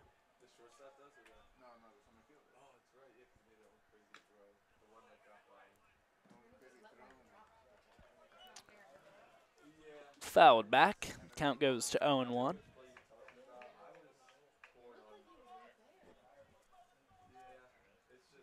Lake deals up the middle, tries to snag it. Seppi with a good stop. The throw in time. What a defensive play by Mike Seppi, and Sawyer Lake able to put him down in order in the top of the 8th. We head to the bottom of the 8th. The Garnet up 7-5.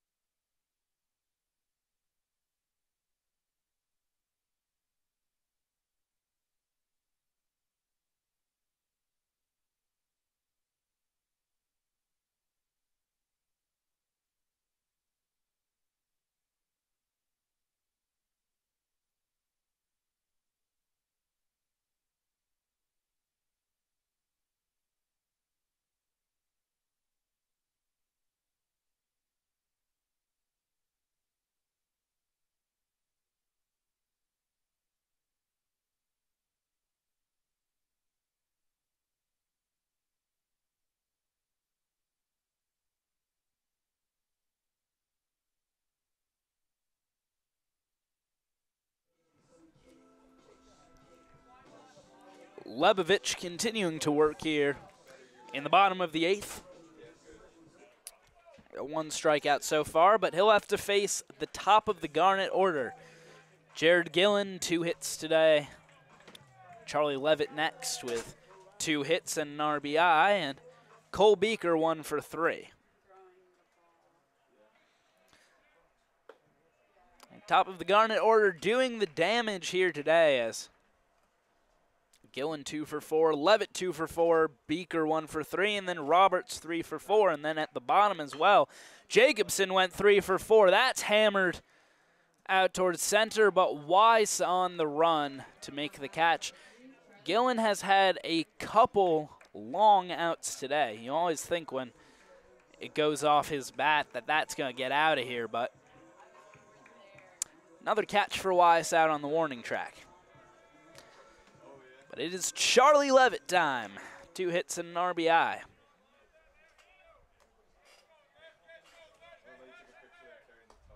That's outside. Trend continues of pitchers wisely not challenging him with a pitch that he can hit.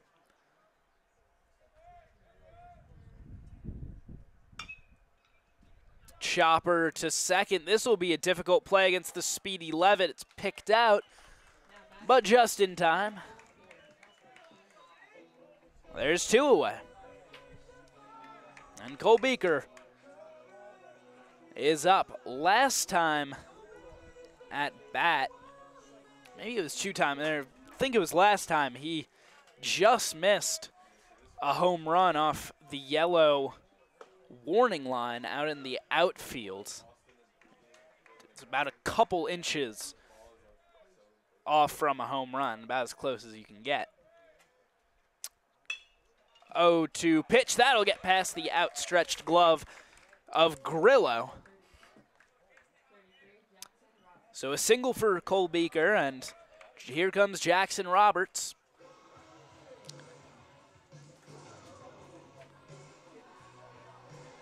He's 3 for 4 today, and our man on with 2 away.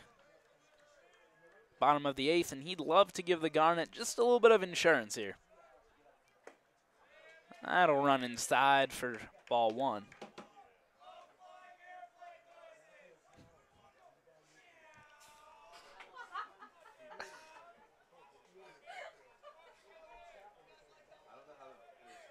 Pitch from Lebovich. Hammered foul.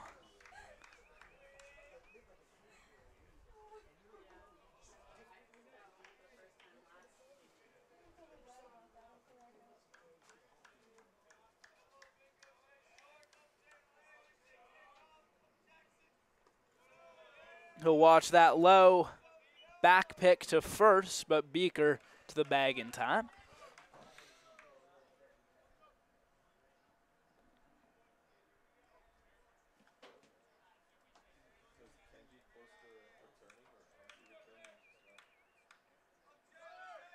Beaker will steal.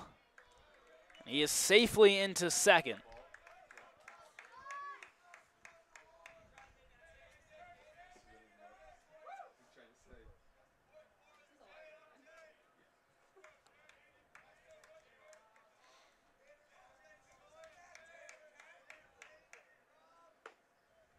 Check swing, but a strike there. Count runs full. 2 outs in the bottom of the 8th. Beaker will be off at the crack of the bat.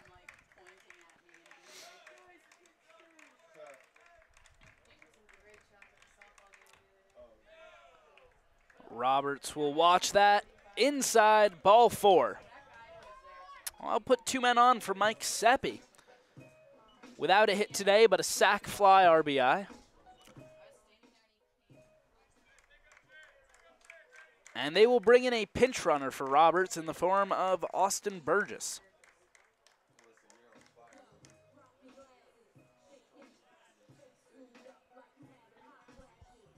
Seppi due for a hit.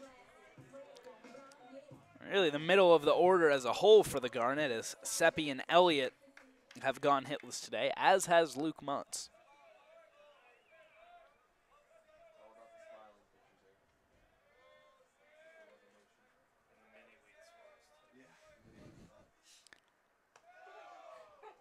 Pitch had some nice movement on it, but it was high and outside. After last game, Alyssa wasn't in a rush to leave, so she sat here walked me through her photos, and I was we were mainly looking Left low to Mike Seppi.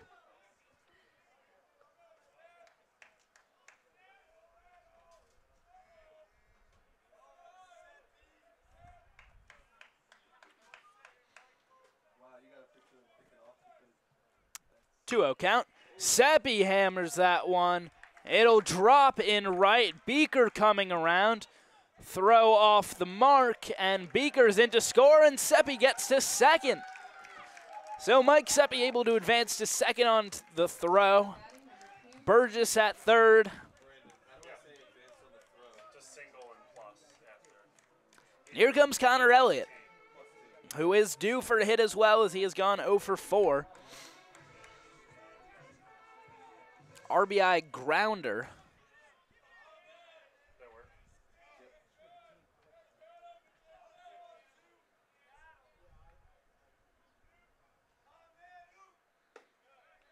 He'll watch that, but it'll catch the inside corner. Strike one.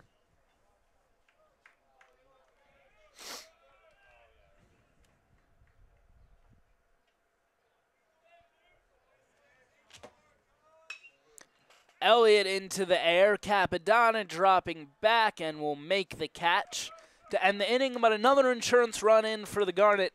We head to the top of the ninth as Lake looks to complete the save.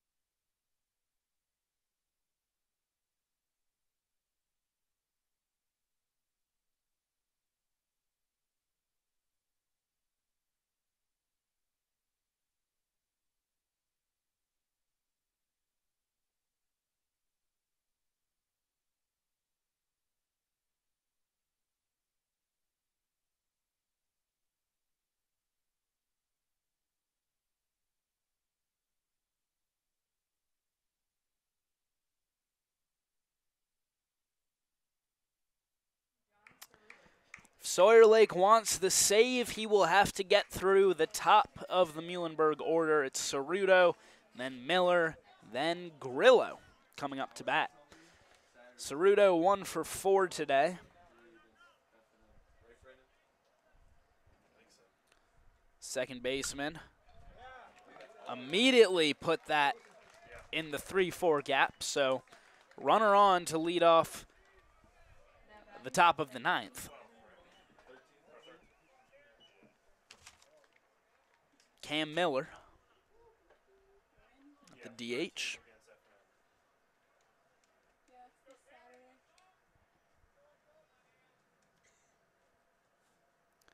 Lake deals. That'll catch the corner. Some late movement on it.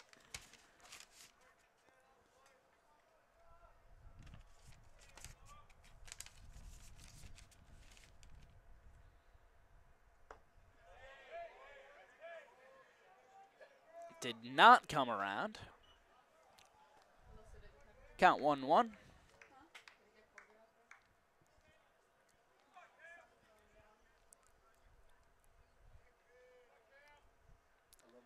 Lake deals, swing and a miss. 1-2 count.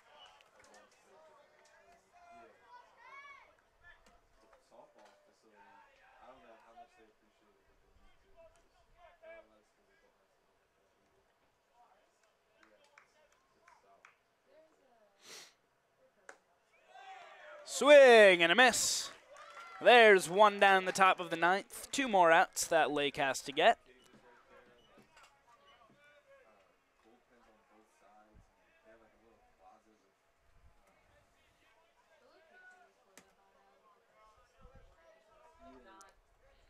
Face Grillo now.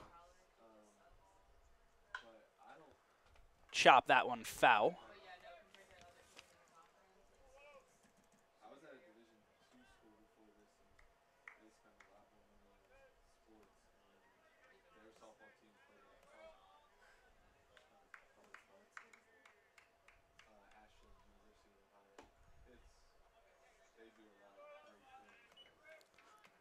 That's inside, ball one.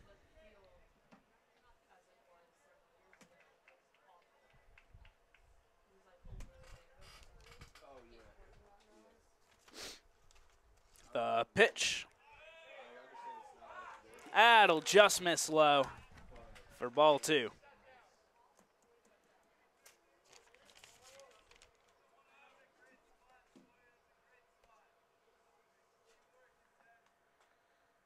Two one. That's in there, just catching the inside corner. Even count, 2-2.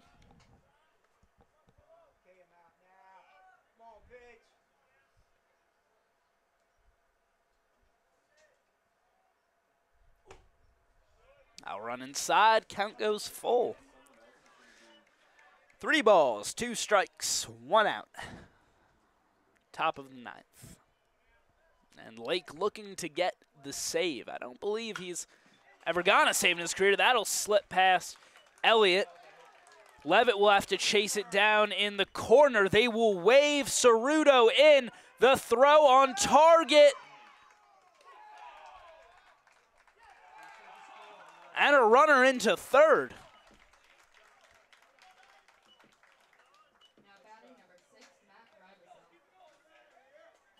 So 8-6 now is the score. 1 out. And the tying run at the plate in Matt Rybsell, who is the most dangerous hitter for Muhlenburg. Late granted time. So Rybsell with a swing of the bat could tie things up.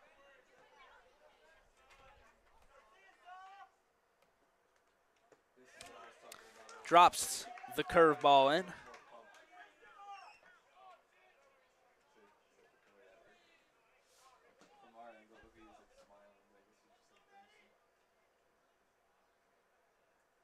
The pitch. That's hammered into the gap. Gillen trying to chase it down. Levitt there. Can they hold him to a single? He is safe at second. So the tying run now on the bags.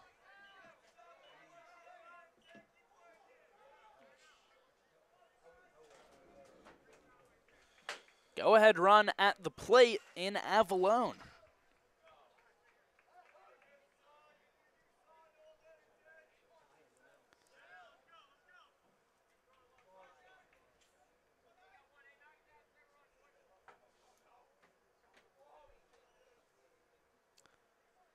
And a conference out the mound as Nate Burns comes out. Quick chat with Lake.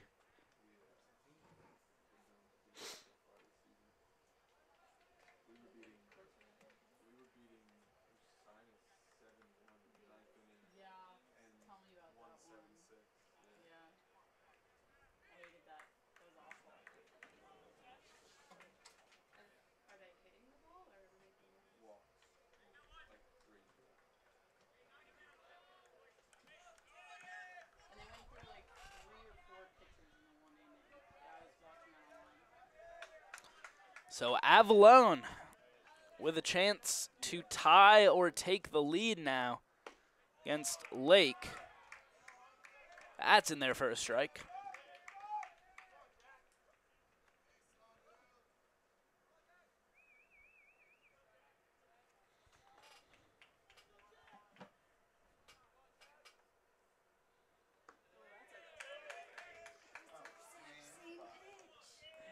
Drops the off speed in, but called a ball.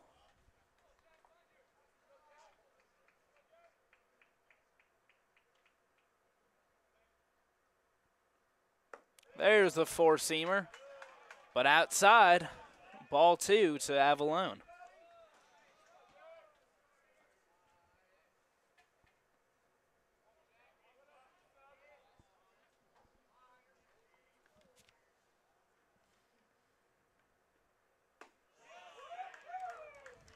Breaking ball in.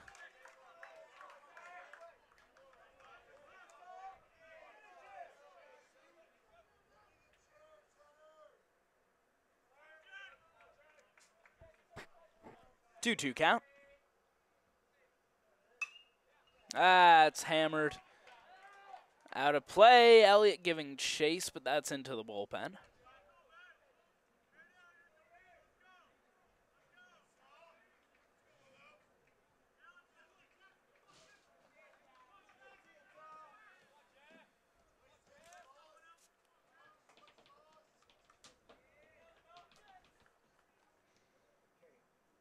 Another 2-2.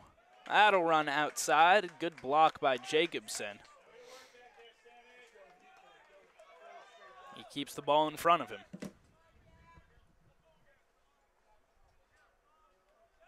Lake trying to get out of this inning. Full count.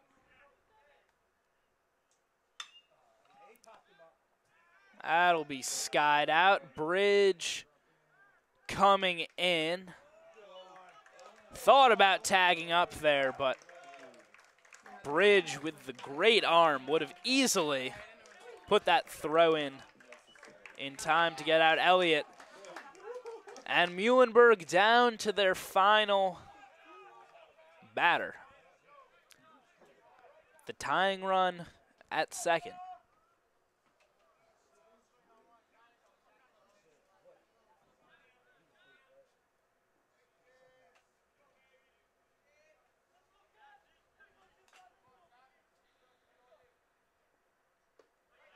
That's in there for a strike.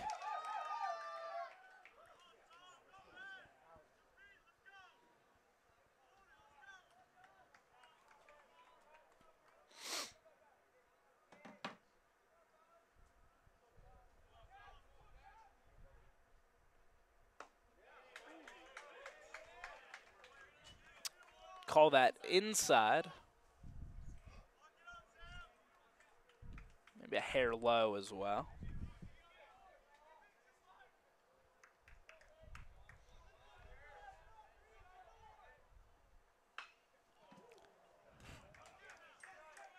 Foul out of play. So 1-2 count. Capra is down to his final strike. Lake fixes his hat, licks the fingers.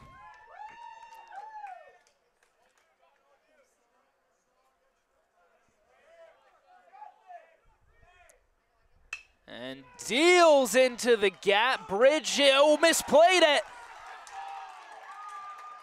And we are tied up at 8. Bridge was playing shallow and bobbled the routine bounce, which allowed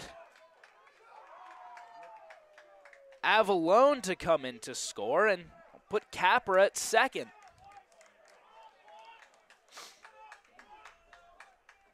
So the go-ahead run now at second.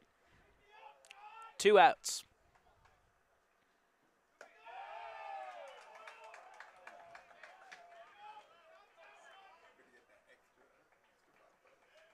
Left that high.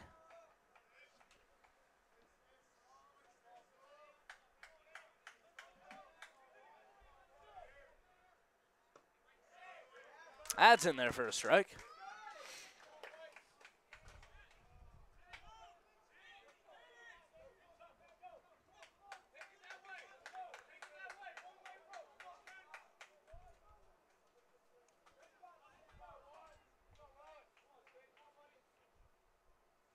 Lake deals.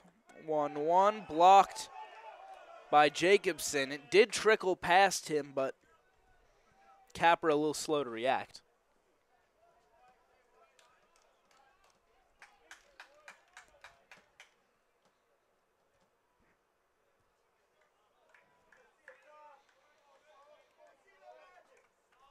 Looks in for the signs. There's the 2-1 outside. 3 balls now to Weiss.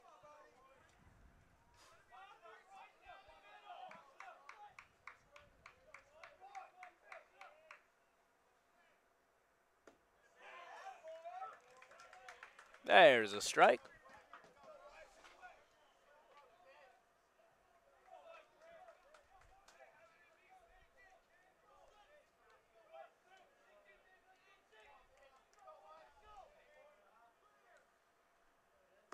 Swing and a miss. Got him, but 3 runs come in for Muhlenburg in the top of the 9th, assisted by that error by Holden Bridge, and we are tied up heading to the bottom of the 9th. Will the Garnet be able to walk off? We'll see when we come back.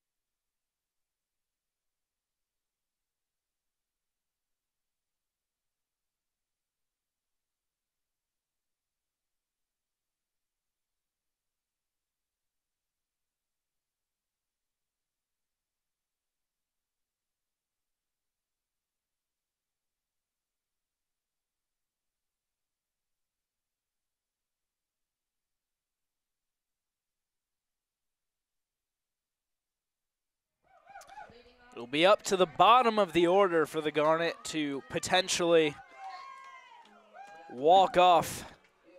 And it'll be Holden Bridge, first man with a crack at Lebovich. It's in there for strike 1.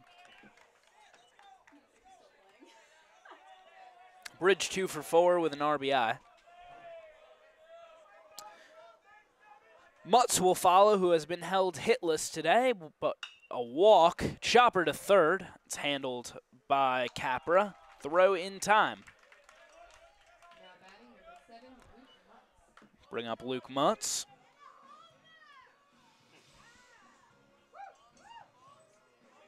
That'll be followed by Jacobson, who is 3 for 4 today. So good game for him, and could potentially keep the game alive for the top of the order in the form of Jared Gillen to come back up. Mutz will take for strike 1.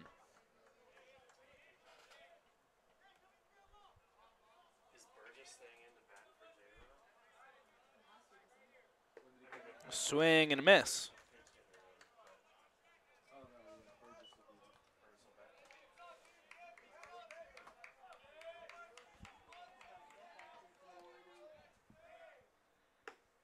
Oh, 2 well outside. Count goes 1-2.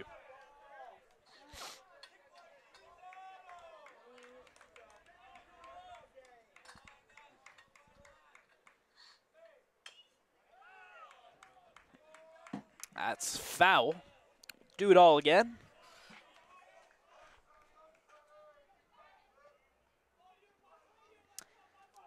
Tied at 8 in the bottom of the 9th.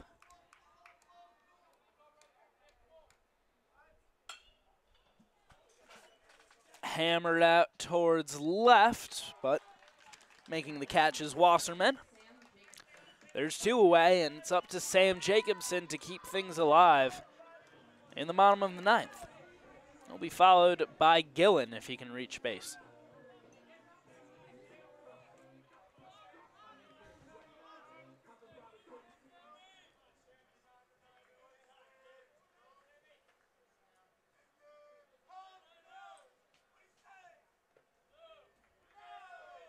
It's low, ball 1.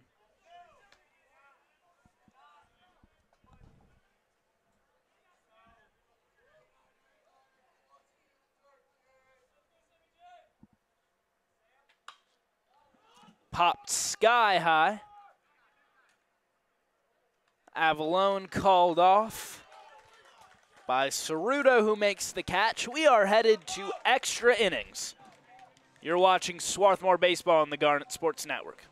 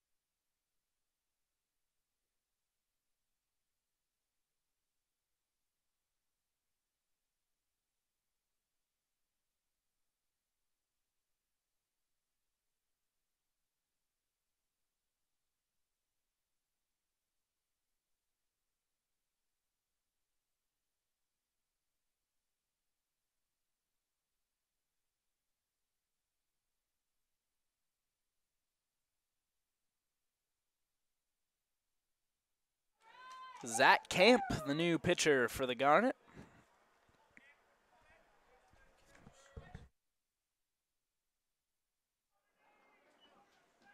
It's pitched to a 7.11 ERA in 12 2/3 innings of work.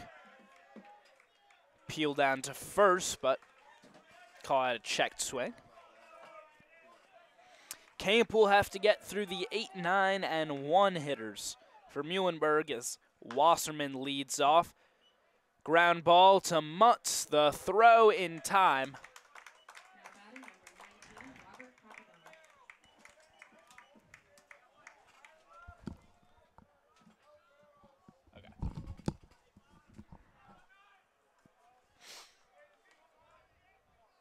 Capadonna now, the batter. He's 1 for 4 today with an RBI.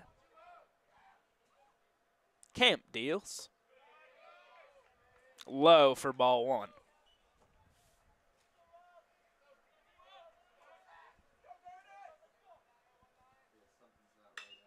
That's popped sky high.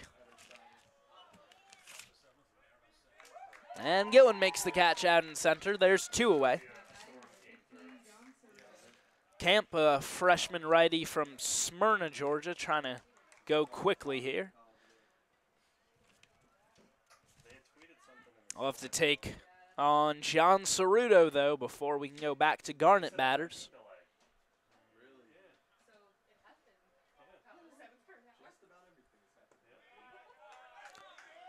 That'll miss low, ball 1.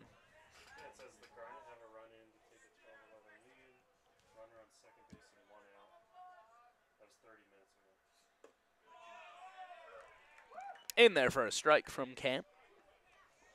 Jen Moore tweeted at us and said they'd be back on the field at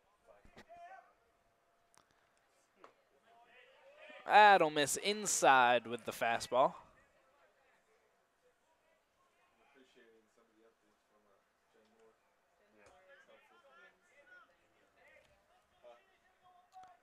The pitch. Chopper to Mutz, he fields and throws in time. So Camp able to go 1, 2, 3 in the top of the 10th. And we head to the bottom of the 10th. The Garnet coming up once again. It's the top of the order. It's Gillen, Levitt, and Beaker with the chance to win it.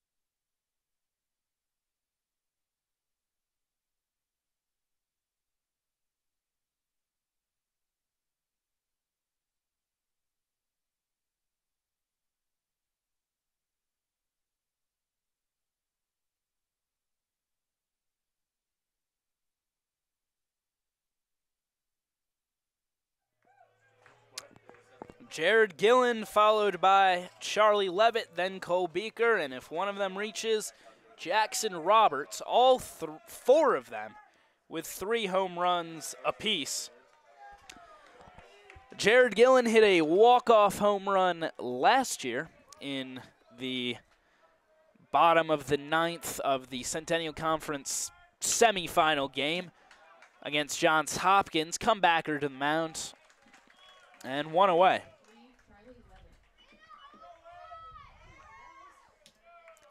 Charlie Levitt now at the dish. He's 2 for 5 today with an RBI and a strikeout.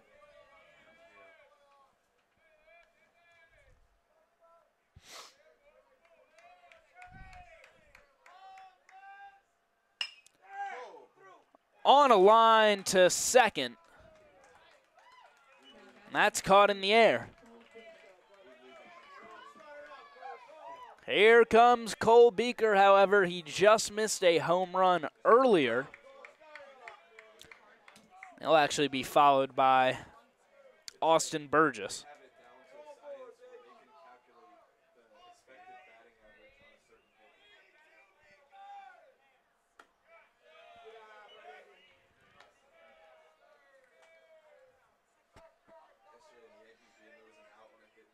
was an out when I hit that had an expected average of 850. Lebovich had back-to-back pitches basically to the same spot. One was called a strike, one a ball. So 1-1 to Beaker. Swing and a miss. 2 strikes on him. Did the rest of the frames clear? Yeah.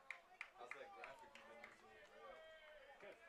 Yeah. Like, is it still, is it just, I'm not sure what it'll do in the 10th. He'll put that one back up the middle. Fielded and throw to first. Have one column for Goes 6-3. It's Grillo to Avalone. And we head to the 11th. Camp back out there for another inning of work.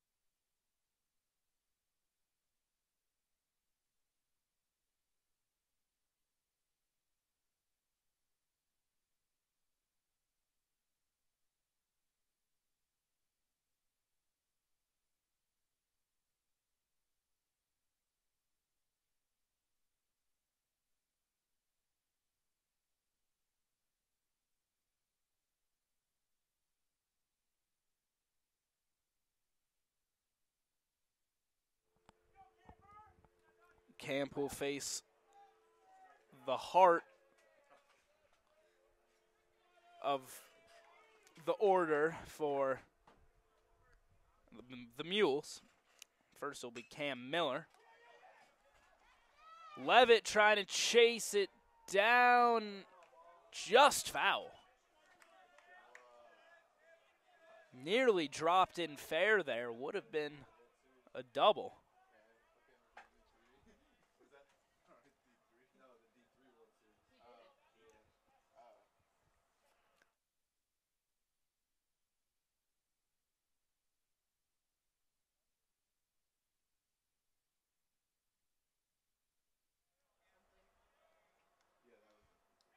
A 1 count to Miller. Camp misses low.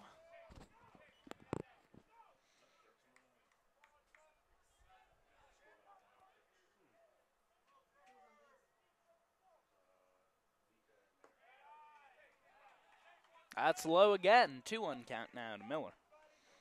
It's 2 for 5 today. Struck out twice as well.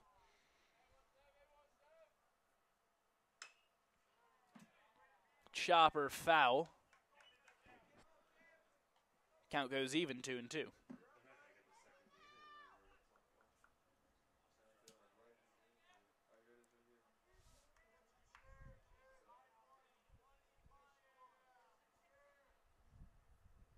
The pitch. That'll miss outside.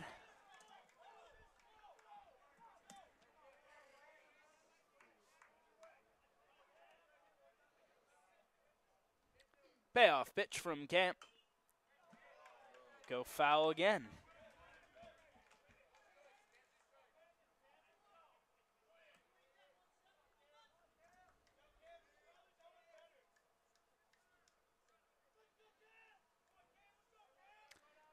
Payoff from Camp. Swing and a miss. Put him down.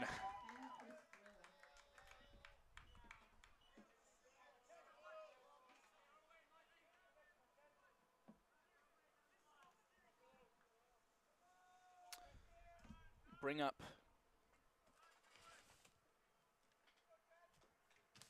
Chris Grillo. 3 for 5 with 2 RBIs. Put that up the middle, finds the 4-6 gap. And a man aboard in the 11th. And here's the cleanup man, Matt Rybsell. Had himself a pretty good day as well, 2 for 4 with a couple ribbies.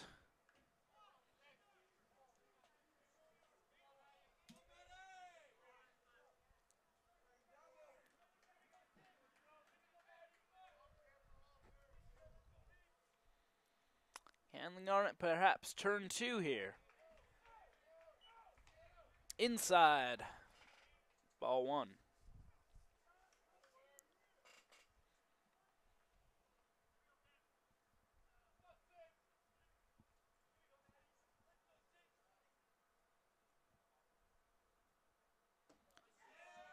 Pitch, that's in there for a strike, just catching the inside corner. 1-1.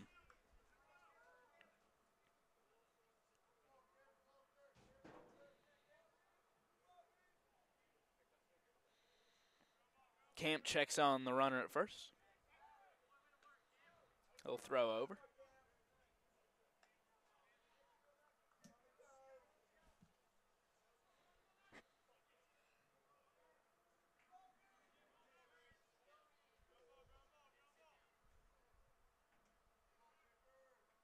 One.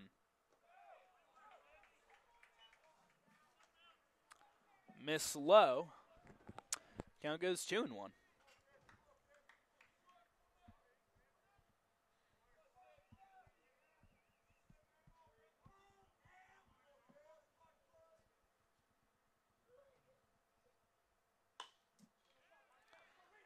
Lofted into the air.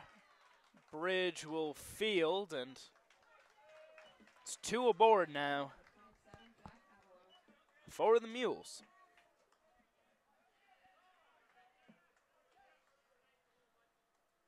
Time granted as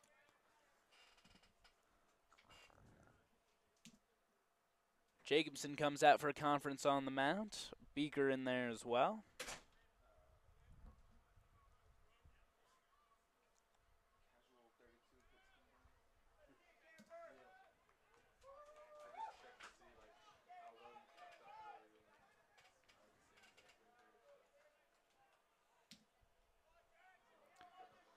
Camp looks out at Avalone, who's 2 for 5 today. 2 men aboard, 1 out. That'll go through the 3-4 gap. Running hard, and not in time is the throw from Beaker, so the Mules go up in the top of the 11th.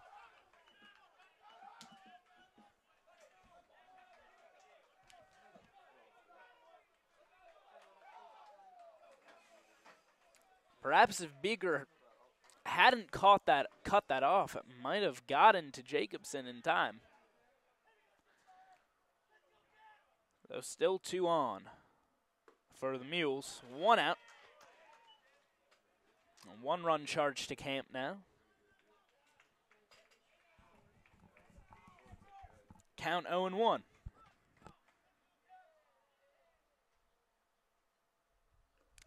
Pitch. Blocked by Jacobson. Go 1-1.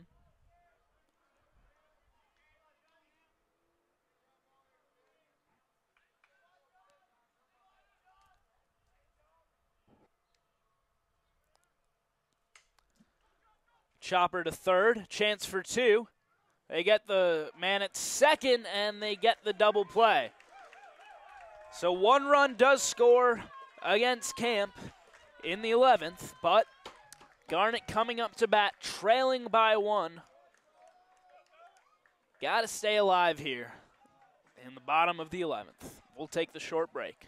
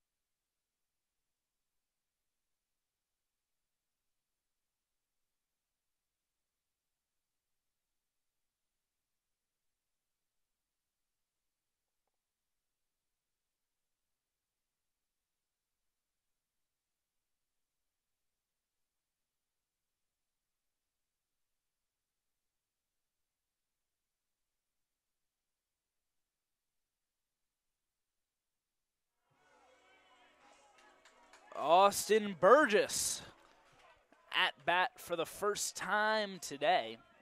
He pinch ran for Jackson Roberts in the 8th. And he'll come up now.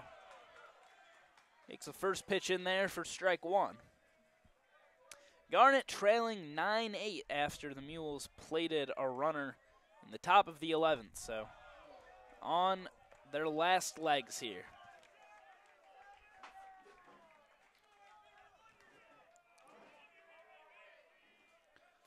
1-1 count to AB. Watch that outside as well. Count goes 2-1.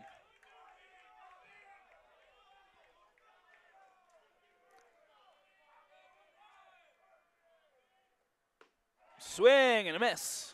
Even count 2-2.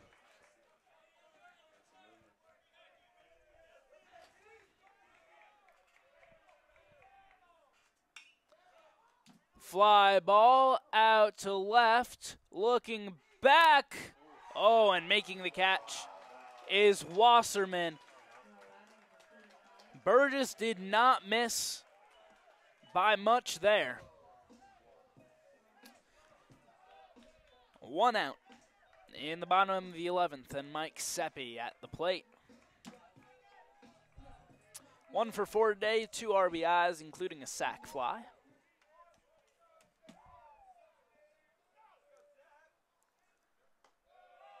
Pitch outside, ball 1.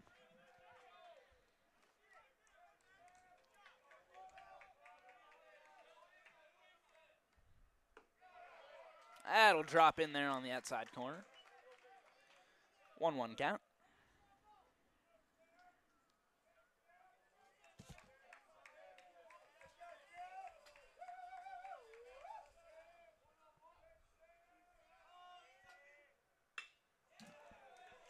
Up the middle and on the ground, Seppi. Generous turn around first, but he'll be on board with a single. Here comes Connor Elliott. He's got to make sure he gets this ball out of the infield. Number 1 priority. He's got to lift it.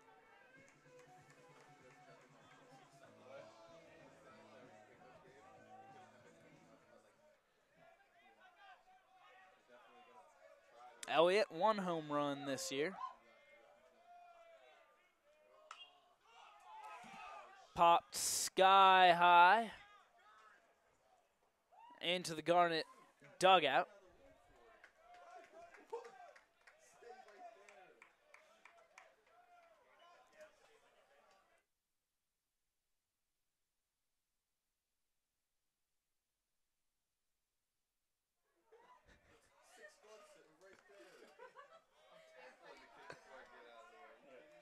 Oh, 1 count to Elliott.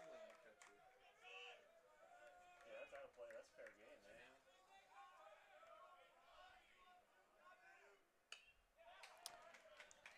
man. Elliott will put that one foul out of play.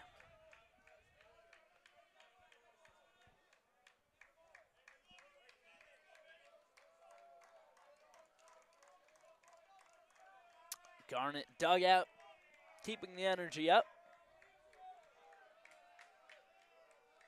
0-2 pitch. Rung him up. And Elliott does not like that call, that's for sure. Here comes Holden Bridge with the Garnet down to their last out.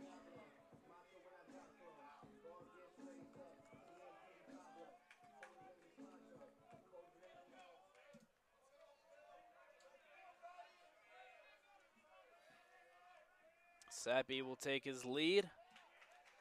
Foul it out of play. And they call catcher's interference. So we have a pinch hitter. It is Terrell Dale.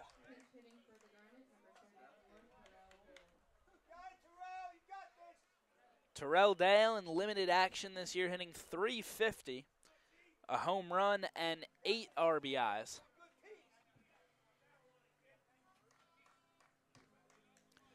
He is a power threat.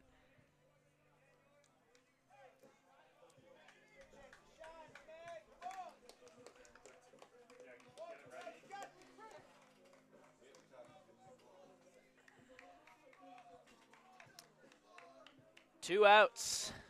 Bottom of the 11th, and the Garnet down by 1.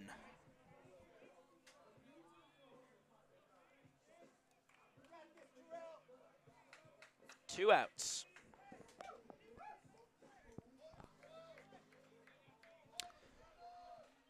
Terrell trying to keep the game alive.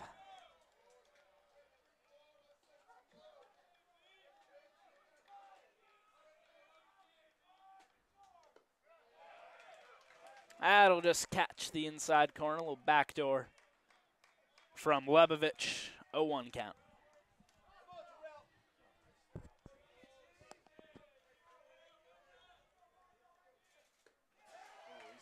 Big hack. He's trying to put it out to the fences with that swing.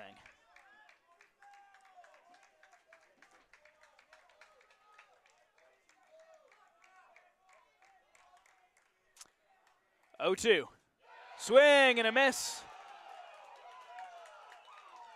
Striking out Dale to end the game is Lebovich, and Muhlenburg walks away with a 9-8 win over the Garnet heading into the 9th. They were leading 8-5, and they could not hold on. A Holden Bridge error in part contributing to that, allowing the final run to score as Lake tried to get the 6-out save. The Garnet fall to 4-3 in conference play, which already totals their loss total from last season when they went 15-3 in conference play.